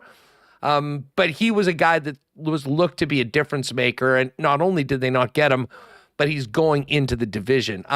What have the early returns been on Brock Nelson? How's he fit in, and how does he project with this team as they get into the playoffs? Well, I mean, the projection is they finally solve second-line center. and I'm sure we've talked about this over the years when I've been on your show, they have not had a second-line center since Nazem Kadri left after they won the 2022 Stanley Cup. So that's the hope. The early returns haven't been great. I mean, they took him off the first power play unit because the power play was super hot. They inserted Nelson, and it didn't work, and it got cold. So I'm not going to overreact to 3, 4, 5 games, but the reality is we would like to see a little bit more out of Brock Nelson in these final 15 before the postseason, but he's a great player. I mean, there's no doubt about it that other than Rantanen, he was the number one trade target on the market. I can understand why you guys in Winnipeg talked a lot about him. We talked a lot about him in Colorado. They had to give up Callum Ritchie and a first-round pick, so the price was expensive for sure. It's essentially 2 first-rounders because Ritchie was the Avalanche's first round in 2023. So I think the early returns aren't like, oh my gosh, Brock Nelson's lighting the world on fire, but the amount of second-line centers they've shuffled through, I mean, there was a hope last year Ryan Johansson was going to be the second-line center. I mean, come on, I don't even know if Ryan Johansson's still in the league. Casey Mittelstadt got paid by the Avs, and he didn't work. He ended up going to Boston for Charlie Coyle. So it's just this ever since Kadri left thing, they need a 2C, and finally we think we have it at Nelson. Again, I need to see a little more. I'm not going to overreact, but projection-wise, he'll be that guy, and he'll be back on the top power play sooner rather than later. It's funny you seeing a little more, saying you need to see a little more. I mean, like the Jets, the Avs have 14 games left in the regular season, and now it's time to really bring this team together because, as you mentioned, McFarland has been the busiest GM in the league. I can't remember a top team that has had as many significant moves, the entire goaltending side of things. I mean, you speak about the centers. Half of their centers weren't on the team 2 weeks ago. I mean, they've got that incredible core, but man, have the pieces around Makar and McKinnon changed significantly over the course of this season. Yeah, definitely. I mean, this team in September that broke for camp versus this team now, it's like 50% different. You mentioned the goaltenders. Like McFarland pulling the plug on Georgiev and Onanen was still maybe the best thing he did. And that may shock some people, but like Georgiev just wasn't sustainable. And, I'm in the room a fair amount. I don't think Georgie was very liked in that room because remember, he came in right after they won the cup replacing Darcy Kemper. I just don't think Georgie was ever one of the guys. And he was a head case. I mean, you look up in Buffalo, the Sabres, and they're down 5-0 in the first period, and Georgie's doing the skate of shame. Like it just was not sustainable anymore trying to win games 6-5. Mackenzie Blackwood's been a stud, and Scott Wedgwood, I didn't know a lot about Scott Wedgwood, but he's a great backup 10D as well and played very good against the Stars yesterday too. So remaking the goalie room, like you said, getting a couple new centers in here, adding a vet like Charlie Coyle, even Jack Drury, who was sneaky in the Rantanen trade, has been a good player thus far. If it works, and it's a big if because Dallas is looming and they're a very good team, but if it works, Chris McFarland's going to get like consideration for GM of the year. And I'm not sure when those awards are voted on necessarily, but I do think there's a sense around the NHL that like McFarland has tied his legacy to all these moves. And he either thinks he's throwing a parade or he's getting fired. And he doesn't really care because he knew he had to push his chips all in the middle of the table. And that's exactly what he did. It just, I mean, the more you think about it, it is crazy that one of those two teams is going to be golfing by the end of April based on all the firepower in both of those locker rooms, which is bringing it back to Winnipeg, why it's been so important the Jets finish the job and get number one in the Central Division. And if you win the Central, you're number one in the West, and you'll have the playoffs go through your building inevitably if there is a Game 7 later on in it. I want to quickly ask you about Necas. He's a player that is incredibly talented. I believe was in the top 10 in scoring when he was traded for Rantanen. It seems like he's fit in quite well in Colorado. What's the future for him? Is he still a guy that they sort of think is going to go to a UFA? That certainly was the case in Carolina. Or has he found a home and realizes, you know what? I just saw what happened to Rantanen. This is a pretty good spot. What are the hopes of a long-term future for Necas and just thoughts on how well he's fit in? Oh, yeah, I definitely think extension is where this is headed. The problem is, the longer they wait, the more the price goes up. Because you're right, he's been great in an Avalanche uniform. They extended Mackenzie Blackwood after 4 games in net. They're like, we've seen enough, new deal. They probably should have done the same with Marty Necas because at the end of the day, his agent and him, they're just seeing dollar signs. The good news, they have more flexibility because they didn't pay Mikko. And then the Gabe Landeskog situation lingers as well. And that You got an hour. That's a whole nother thing we could dive into at some point. So yeah, I think extension for sure. I think Carolina's the one out of all this that looks the silliest, trading, a guy like Marty for Mikko when Mikko's like, I ain't playing here. He played 13 games in Carolina. So the Avalanche came out about as good as they could have. And yeah, really liking the way 88's fitting in. Yeah, if I'm not mistaken, he's got another year on his deal because he signed that 2-year deal. So he'll be eligible to sign an extension on the 1st of July. And I wouldn't be surprised if that is a call that is made quite early in that negotiating period, because he certainly does seem like he is a big, big piece. Will Peterson's with us from Denver, getting the lowdown on Mikko Rantanen's return yesterday with the Dallas Stars, a 4-3 overtime win for Colorado. The Avs right now are 2 points back of the Stars. The Stars do have 2 games in hand, and Colorado now 6 up on Minnesota. So it really does seem like this is a collision course for the Avs and Stars, and that is going to be a fun series to watch. Hey, quickly before we go, I'm going to quickly pivot over to the Broncos.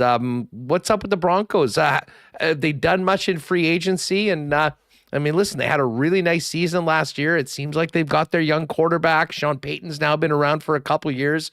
What's the word on Denver now out of free agency, and what did and didn't they do? Yeah, Bo Nix is fitting in quite nicely. He was at the Nuggets game on Friday, and he was actually at that Avs game yesterday. There was so much happening, and all of a sudden I look up on the Jumbotron, and Bo Nix is on the glass throwing a football into the crowd. It's like, oh, okay, Bo Nix is here too. They actually had a good free agency, Hustler. They added Dre Greenlaw, the linebacker from the Niners. They added Hufanga, the safety from the Niners. And they added Evan Ingram, the tight end from the Jaguars. So they really needed to shore up the middle of the field. That's what they did, ILB, safety. And then tight end was just a complete non-factor for Bo Nix last year. So all of a sudden when Ingram hit the market, he became the number 1 tight end, and the Broncos were able to get that done. So listen, Sean Payton, at his end of the season press conference, said if they had beaten the Bills in the playoffs, they, quote, felt real good about the next one. Well, the next one was the Chiefs. So I'm just saying, I think Sean is going all in that he thinks the Denver Broncos can win the AFC West this year. Now, is that unrealistic? Perhaps, but their free agency would echo that. They need Greenlaw and Hufanga to stay healthy, but I like the moves that they made. Yeah, listen, they've gone through the short-term pain of the Wilson experiment disaster. Now they got a young quarterback. Again, it still is a division that has been owned basically for a decade by Kansas City, but both Denver and the Chargers, although the Chargers didn't seem, they had all the cap space. They didn't seem to do very much. I'm not really entirely sure where that is at, but the AFC West is going to be a much more competitive division. I think we can all count on that. Will, great stuff, man. Thanks for jumping on today. I know you got a real busy day. Lots going on in the Denver sports scene. Nugs going to win tonight? They're 4-point dogs to the Warriors. What's going on here? Also, they lost to the Wizards at home on Saturday. They got swept this season by the Washington Wizards, who I believe are 15-51, and 2 of those wins came against the Nuggets. You kidding me? Don't put your hard-earned cash on Denver until we see a little bit more. They're in a bad place right now. Will, appreciate you, buddy. Great stuff, and let's do this again soon. All right, hopefully Avs Jets in the playoffs. We'll do it then. Dude, that would be great. We'll do a little home and home. Get you up here, and we'll head down to Denver. That would be, sign me up for that. Thanks so much. Give him a follow on X, by the way, at Petersen Will, for all the links to his contact. Thanks for doing this, dude. Yeah, no problem. We'll talk to you soon. Good stuff. All right, there's my pal Will. Always love chatting with him. We met on Radio Row years ago at the Super Bowl, and always good to come on with the latest on what's happening in Denver. All right, we have some updates from the skate, which we'll get to in just a minute. But before we do that, shout out to our friends at Royal Sports. Listen, there's no X, Y, or Z beside the Jets' name in the standings right now, but it's pretty damn close. And that means we can all start getting ready for playoff hockey at Canada Life Center, getting your white outfits ready, maybe a new jersey with your favorite player. Royal Sports has it all when it comes to Winnipeg Jet jerseys, Winnipeg Jet hoodies, shirts, hats, toques, scarves, you name it, they've got it. Not to mention an incredible selection of new Bomber gear coming in for the new season, and the best from around the NHL, Blue Jays and Major League Baseball, NBA, NFL, international soccer, the biggest and best hockey section in town, and tons of cool stuff on the Kings skate, snow, and surf side. If you haven't been by Royal Sports, what are you waiting for? Check it out for yourself at 750 Pembina Highway, and give them a follow on Instagram at Royal Sports Winnipeg for the latest merchandise drops and sale information. Late one tomorrow night in West Coast game against the Vancouver Canucks. But whether it's a 6 o'clock game or a 9 o'clock game, the best place to be is with your pals down at your local Boston Pizza for the game, chowing down on world-famous BP wings, gourmet pizzas, and maybe even mixing a schooner or two in. I'm sure there'll be some St. Paddy's Day celebrations at BP tonight as well. But don't forget, on Thursday, we invite you all to come down and join us at Boston Pizza Garden City out on McPhillips. 8 o'clock start for the Jets and the Edmonton Oilers. We'll be doing some fun trivia and contests in between periods. We'll have some great prizes as we're teaming up with Little Brown Jug, and even better, Little Brown Jug now on the taps over at Garden City Boston Pizza. So plan to join us on Thursday with Little Brown Jug at BP Garden City for the Jets and Oilers. Hope to see you all there. Speaking of Little Brown Jug, in addition to Thursday, where we hope we'll all see you there and we can enjoy a few 1919s. Big shout out to Winnipeg's favorite local brewery, LBJ.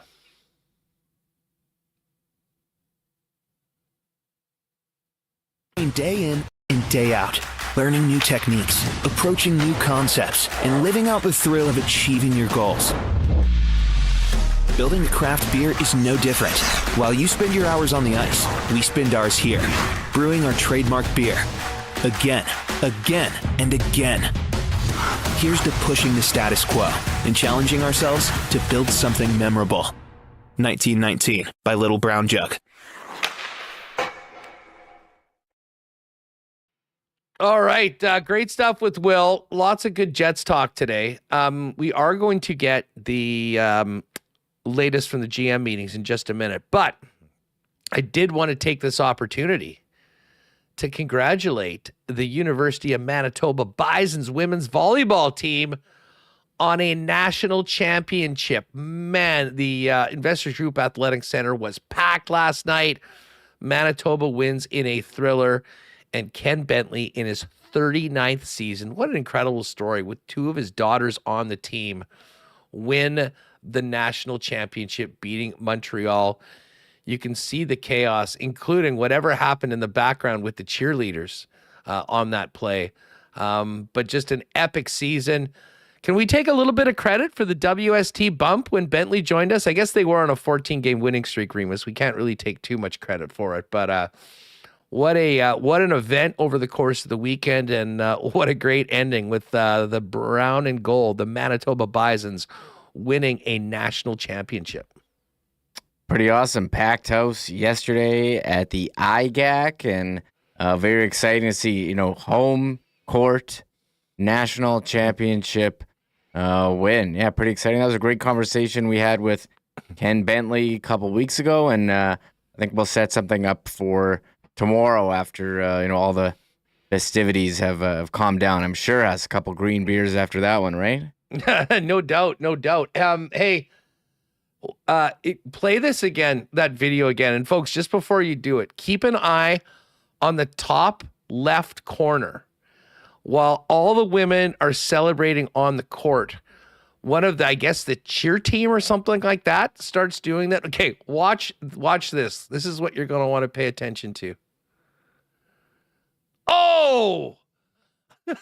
I had tweeted that out. I didn't see it. And our buddy Byron Lindeque, the model maniac, who's been a guest on the program, said, what was going on with the cheerleaders behind? Oh, I hope that guy was okay. That was a botch in the WWE and WWE wrestling terms. Looks like he went for the cartwheel to a backward somersault, and people were just jumping around, chaos in the way, and landed on their head. And like, you can't see that 591 ml. What is that? Iced tea? I think it's iced tea. You can tell by Orange Crush? Very unfortunate that it was in the way to see it. But anyways, we hope that the cheer team is okay, and we congratulate the women on a huge victory. And as I say, yeah, we're going to do something on that hopefully tomorrow on the program, celebrating that big national championship. I know you've been kind of paying attention to what's cracking out at the skate today, Remo. Why don't you give us that? Yeah, Mitchell Clinton there, Mike there, who we just talked to, and Connor Rabchak there as well. Mitch tweeting out no changes to the Jets line rushes today in practice. Everyone accounted for. We did have Ehlers. He was taking some skates off last week, and he played. Pionk, who also took a couple skates off, he's week to week. So nice to see Ehlers in there. Connor Scheifele, Velarde, Ehlers, Domestikov, Perfetti, Niederreiter, Lowry, Appleton, Tanev, Barron, IFL, Gus, Kupari, Morrissey, DeMello, Sandberg, Shen, Fleury, Miller, Stanley, Hanel. And I am here for the conversation, Huss. I mean, Neil Pionk, big decisions have to be made. He is a free agent, but taking a look at Sandberg, Shen, the second pair, Shen is signed for next year. Miller signed for next year. Do they decide to bring back Pionk or not? A couple big decisions, couple of UFAs. Iafallo, Ken wrote last week he wants to come back. Appleton, a UFA, and then a couple of RFAs. So no matter what happens with the Jets, we could be seeing some lineup changes. I am looking forward to Mike's article coming out Wednesday on edge work. I mean, Josh Morrissey seems to do something amazing skating-wise. I mean, juked out a guy at the blue line. He's doing spinoramas. He's really taken his game to the next level. And that I'm looking forward to reading that. And hey, shout out to the Free Press, sending writers on the road. Not a lot of newspapers out here doing that in the year 2025. Yeah, no doubt. I mean, the ability to have Mike, and Ken on the road throughout the year, it is... it sets the Free Press apart from most of the other, certainly dailies in and around the country. And Jet fans are all better for it. We'll talk more about that topic on the right side of the blue line next week or later on when Ken joins us this week. But the focus tomorrow is going to be on Vancouver. This is going to be a desperate Canuck team after dropping that one to Utah last night. 2 points separating Vancouver, Calgary, St. Louis, and Utah last night. And things got a lot more condensed with Utah winning, St. Louis winning, Vancouver losing. We'll get to the Coolbet Lines in a minute, but Calgary in Toronto tonight. We getting any news from the GM meeting so far today? Yeah, with some news. The GMs are meeting today in Florida. Must be nice here on March 17. The insiders on TSN were saying they're talking about goalie interference, saying that the standard has slipped or goalies are getting all the calls. I have no idea. I don't like, does anyone know anything about goalie interference? Like what they it's maybe watched that Jets Ranger game last week, because I knew the Ranger people were very sour about the 2 minutes that Rempe got. And then, of course, very later on, it was like actually both 73s on both teams took a goaltender interference because Brandon Tanev was in the mixing it up in the crease later on in that game as well. Yeah, Rempe got pushed in. I mean, that was just a penalty. Tanev went in there and they disallowed a goal. So, well, we'll see if anything comes out about that. Connor Hellebuck has spoken extensively on the presentations that he's made about goalie interference. One thing that didn't come up, Elliot Friedman saying on Sportsnet to Fan 590 hockey show, extended overtime didn't come up at all. We saw in the Four Nations they went for the longer overtime. They'd have to get the players to sign off on that. That's not coming in the regular season.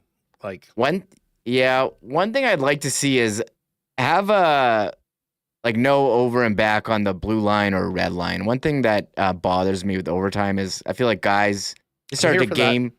They game overtime with possession, and there's nothing worse than when inside the blue line and then they just take it back behind their own net. I I don't know. It seemed like the Kraken were trying to do that last night, either playing for a shootout or just making sure that when Connor and Scheifele were out there, they were just skating around with the puck and not allowing the Jets to get it. Obviously, the Jets finally did get the puck, and when they did, they capitalized on it and won the hockey game.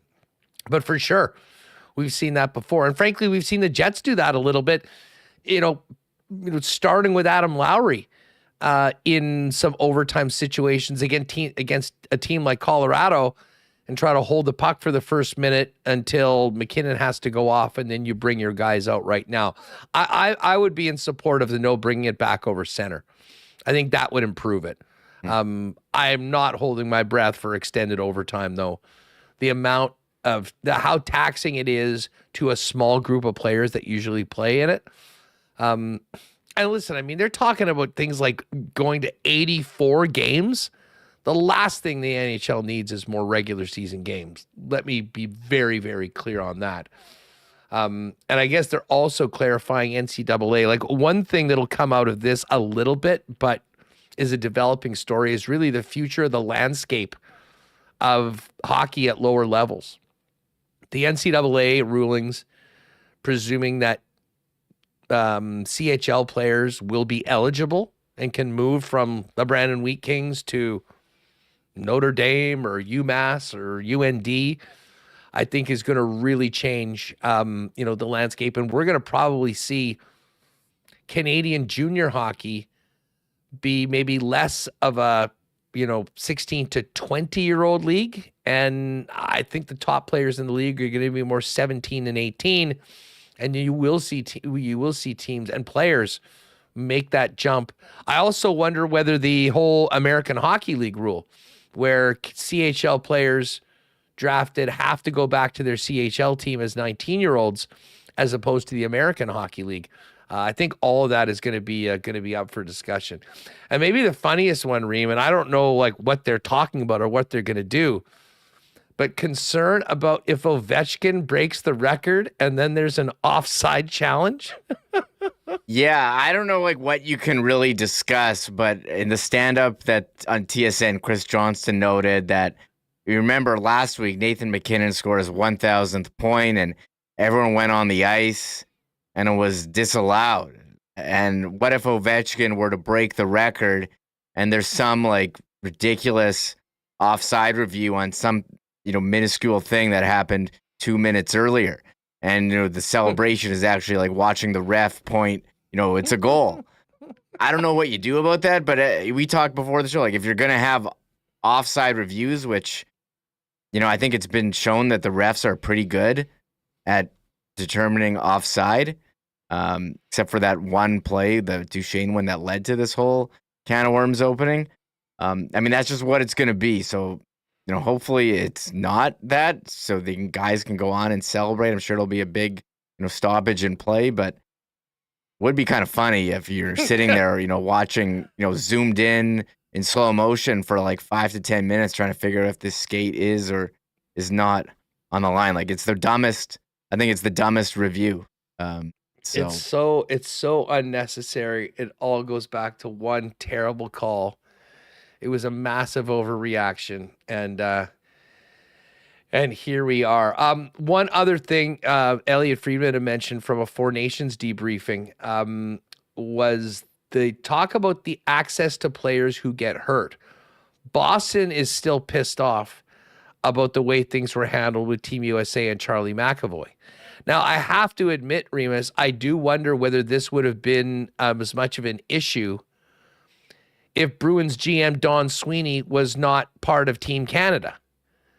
If there were no Bruins representatives with Team Canada, do the Bruins get more information about what was up with Charlie McAvoy?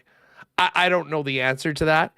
But I think moving forward, if they're doing more of this best on best, and it's going to be as intense and great as it was this year, there is going to need to be more clear outlining of what is available to teams and what isn't, because these guys that are playing in the Four Nations are pretty damn important to their NHL teams. And, if teams feel like they don't have all the information, that will be problematic, and GMs will certainly be issues. And hey, one other thing. First, Logan Thompson got his deal with the Washington Capitals, and his former battery mate and Cup champion partner with the Vegas Golden Knights, Aiden Hill, gets a 6-year deal. Yeah, that was the end of last week. 6-year deal, $37.5 million. So goalies are getting paid, and I think for here you're saying, hey, the Jets, got a pretty good one here with Connor Hellebuck moving forward, and it's a $6.25 million AAV for Aiden Hill. So we've seen a couple goalies now signed this year. Logan Thompson, you mentioned. Then they signed Lindgren. We saw Vamelka get a contract. Lankinen. So the goalie market has really been set here this season. Well, just thank your lucky stars every day that, we got that news about those extensions. What would Hellebuck be able to command right now?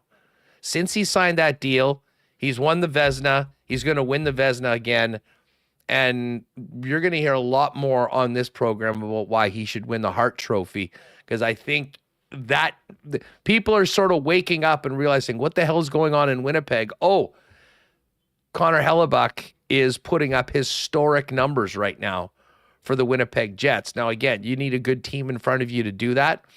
But when you lead every single statistical category and you're backstopping the team that's the number one team in the league and you're playing as much as anybody in the NHL, you should absolutely be in consideration. And if not, he's got a sub-2 ERA or goals against average, number one in save percentage, number one in shutouts, number one in wins. And I believe he's still number one in minutes. And if he's not, he'll be very close to being number one in the league in all of that, although they might kind of dial him back a little bit as we get closer to the playoffs because they're going to want him to be able to go for another 2 months. But Helly for Hart. It's actually a nice little segue into the Coolbet Lines for today. Because yesterday, if you caught me, I put out that I have a feeling that these Hart Trophy numbers might be changing sometime soon. And it actually hasn't. Hellebuck is today at 2-1. Was plus 190 yesterday. I have no idea why Draisaitl ended up going from minus 149 to minus 250. But I am still maintaining that there is great value on Hellebuck. And Remo, we're starting to hear Thomas Drance and James Myrtle and a lot of these people that are involved in the voting in the PWHA saying, the Professional Hockey Writers Association saying, hey, pay attention to what Hellebuck is doing right now. There's certainly an argument. The thing that's going to hurt him is being a goalie. But if he doesn't win the Hart this year with everything that we just went through, then let's just say the goalies aren't eligible to win. Because up until this point, they have been. Carey Price won a Hart. Jose Theodore won a Hart. I think it's safe to say if he was Montreal Canadian goaltender doing what he's doing this year, it would be Hellebuck minus 250 and Draisaitl plus 200. Yeah, well, Draisaitl, he's having a pretty good season, too. You look at goals, he's got a big lead on that. But, Hellebuck, triple crown of goalies. Incredible stuff from him. So I think he should be given consideration. And if he's not at least a nominee, Huss, I would agree. You're looking at goals. Draisaitl, he's got 12 more than the next guy. Edmonton, you can make an argument saying, their team, aside from those two guys, not what it was last year. McDavid's having a bit of a slower season. He is fourth in points with 86. Kyle Connor, one back of McDavid, fifth in the league in points with 85. And Kyle Connor, back of McDavid. That is what a season for Kyle. You can pretty much count on the Hart Trophy numbers, the finalists being Draisaitl, Hellebuck, and McKinnon. Everybody else, McDavid and Kucherov are 100-1. McKinnon's now 8-1, Helly 2-1, and Draisaitl 250. But again, that's why I think it is important for the Jets. Again, this is just kind of selfishly from a guy that's bet on Hellebuck to win the Hart at 20-1 and now topped it up at a lower number. If the Jets continue to win, he keeps continuing to win and pushing all-time records in the National Hockey League, and the team is the number one team in the league, way above where the Oilers are, that's all going to count. So again, if you're with me on Hellebuck for the Hart, you can get it right now at 2-1 plus 200 over at Coolbet.com. I don't believe they're even bothering to put the Vezina Trophy up anymore. That's basically just off the board because Hellebuck's won it. Norris Trophy, Cale Makar is the big favorite at minus 455. Zach Werenski plus 250. And I mean, Quinn Hughes is 50-1. I could make an argument. I think Werenski, like with that Columbus team, if they could make the playoffs, it would really improve his chances of it. They got a huge game tonight. We'll get to that in the games as well. Calder Trophy, Macklin Celebrini's minus 250. Lane Hudson is 2-1. And Dustin Wolf is 8-1. If he drags that team into the playoffs, he might be able to get it. But again, seems to be there's a bias against goaltenders for some of these awards. So we will see. Barkov, heavy favorite for the Selke. McKinnon is minus 145 for the Art Ross Trophy. Draisaitl plus 130. And then you've also got the Jets now for the Central. Last week they were minus 290 after what they did on the weekend, minus 1,000. Dallas 6-1 and the Avalanche 100-1. So some good futures up right now. Jets, by the way, dropped down to 11-1 to win the Cup. So they were 13, they were 15. This is as low as they've been all year at 11-1, tied with the Washington Capitals. Only Vegas at 10-1, Colorado at 8, Edmonton at plus 650, Dallas at 6-1, and Florida at plus 550 have better Cup winning odds than the Jets. And the Jets still fifth on the odds board to win the West at plus 520. I did get in on that yesterday as I was investing in Heli for Hart as well. As far as tonight's games go, we have the Sabres and Bruins.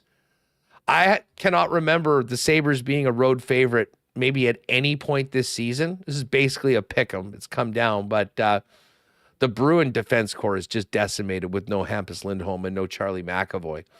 So that one's a pick 'em. You got the Blue Jackets desperately needing a win at home against the Devils. They're plus 121. Jersey minus 143. Lightning minus 300.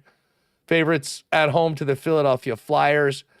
Flames Leafs, huge game for Calgary, plus 165. They desperately need the points. The Leafs lost to Ottawa on the weekend. They're only 4 points up on the Sens now. So it's winning time for Toronto. That's the Amazon game tonight. I'll be checking that out. It should be a good one. And then you've got the Los Angeles Kings and the Minnesota Wild. Wild still without Kaprizov, still without Jeek. Kings minus 149 favorites over the Wild, plus 126 at home. And the Wild have lost 4 of their last 5. And it didn't take long for the Avalanche to pass them and now put a 6-point cushion between them and Minnesota, which means, as we've been talking for a while, but much more after this weekend, the Jets taking care of business, a first-round collision course of the Colorado Avalanche and the Dallas Stars. There's the hockey bit tonight, although we do have a little lock shop partner parlay for tonight. This was a tough one. We were trying to figure out where we wanted to go. We took the Leafs, we took the Kings, and we're going to take Tampa minus 1.5. That is up to plus 448 right now in the Coolbet combo cards. It's actually gone up a little bit, plus 434 with the boost when it dropped. So you can jump on that over in the combo cards. Some fun St. Patrick's Day themed as well. Potto goals, Pasternak, Braden Point, and Austin Matthews all to score tonight, boosted to plus 1085. And the Shamrock setups. Assists for Brat, Kucherov, and Mitch Marner. That comes in at plus 333 tonight. Bunch of other good ones in there. So check that out. And, we've got a City of Angels one tonight. LA to beat New York in the TGL. Kings to beat the Wild. Lakers to beat the Spurs. That's boosted up to plus 299. Speaking of the TGL, it is the playoffs tonight. I will be taking it in. New York versus LA. New York has got guys that are really struggling. Ricky Fowler blew up on the weekend. Xander Schauffele was right there with him at the bottom of the guys that made the cut, and Cam Young has been lost. They're even money. LA, led by Colin Morikawa, minus 139. And then tomorrow it's the Atlanta Drive, minus 110 against the Bay. I've got an LA-Atlanta parlay put together to meet in the final. And plus 250 for LA and the Bay to win the whole thing. Plus 260 for Atlanta. Plus 335 for the New York Golf Club. Again, all of those, it's all there at Coolbet for you. And of course, March Madness is here. We'll be getting some brackets ready, and we'll be chopping it up on the Lock Shop for the next couple days before the madness gets going in earnest on Thursday. Check out the Lock Shop every day at noon before Winnipeg Sports Talk over on Edmonton Sports Talk. Dusty's going to be away for a few days. I'll be hosting along with Jake and Pat. And always look for it. And I guess we got to do a bracket as well, Remo. Does our bracket just renew every year? Is it good to go? I'll put it in the chat. We do have one ready to go. Here, I'll post it in the chat. I'll put it in the description as well if you want to join, fill one out, have some fun. It'll be free. I'll work on a couple prizes from some of our sponsors for the winner of the bracket. And again, we can't message people on the ESPN platform, so just pay attention. Let us know. We'll give props to who's ever winning. And I guess the one thing we should mention is High Point. That's Simon Hildebrand. They're playing Purdue. They open as 7.5-point dogs. And then Wofford is the other one. The other one with the Winnipeg player, Kyler Filowich. They're a huge dog. They're the 15 seed, taking on number 2 Tennessee. They're 18.5-point underdogs in that game. Both playing on Thursday, I should say. 11:40 a.m. for High Point and Purdue. And the Wofford game with Kyler Filowich is going to be at 5:50 p.m. On Thursday. So the madness gets going, and can't believe we got 2 Winnipeggers in it this year. So we'll be paying attention to that. The favorites to win the whole thing are the Duke Blue Devils 3-1, Florida Gators 4-1, Auburn plus 450, Houston 7-1. Those are your top 4 seed, the 4 1 seeds, and the top one. So again, all over at Coolbet, waiting for you. Use the promo code WST if you haven't played there before to take advantage of a 100% bonus up to $200 on your first deposit. Yeah, we gave a shout out to the Winnipeg men in the NCAA tournament, but how about Tana Becker with the University of Kentucky, the first Manitoba woman to qualify for March Madness. So if you're looking for a team on the women's bracket, Tana Becker in Kentucky began her Lindenwood's Community Center and Linden Meadow School in Shaftesbury. So basketballmanitoba.ca having a nice article, and shout out to who was a target score with Joey Slattery and Taylor Allen keeping us posted on all the basketball. We're gonna have to get Slats on later on this week once we get into the madness. And and her dad, Dan Becker, I'm almost positive that that's her dad, was an absolute stud, I believe, for U of W back 25 years ago. So it certainly runs in the Becker family. But we're pulling for some upsets for High Point and Wofford on the men's side. And I have a feeling Kentucky has such great hoops program. Kentucky will probably be around. So we'll look and see if we can get some futures on the women's March Madness tournament and back Ms. Becker and the Kentucky Wildcats. That is going to do it for the Coolbet Lines. What a weekend, Reem. Still on a high from Friday night. Luckily, the Jets won last night. And now we get ready for a busy week. We got a late one tomorrow against the Canucks. Connor's out there at practice today. We'll have to get him to jump on with us at some point tomorrow as well. And then And then Thursday night, getting together for the WST watch party, McPhillips, BP, Garden City, 8 p.m. And I can't wait for that game against the Edmonton Oilers. And you know that Hellebuck's going to be ready to go for that one. In a lot of ways, maybe that's the night that we can really start stroking the Helly for Heart conversations.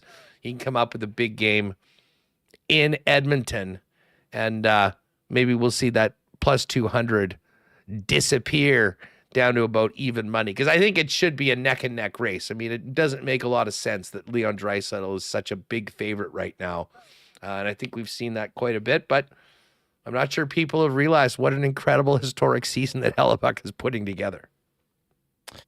Yeah, I am enjoying the, all the hysteria about the Oilers when they're losing and their goalie can't make a save. It was, remember last year when they went on that huge losing skid to start the season and fired the coach? How enjoyable was that, seeing all the sad Oiler fans out there? And you telling me that Dusty is like afraid to do his show because of the text line? And well, they won 2 games, so now everything's good again.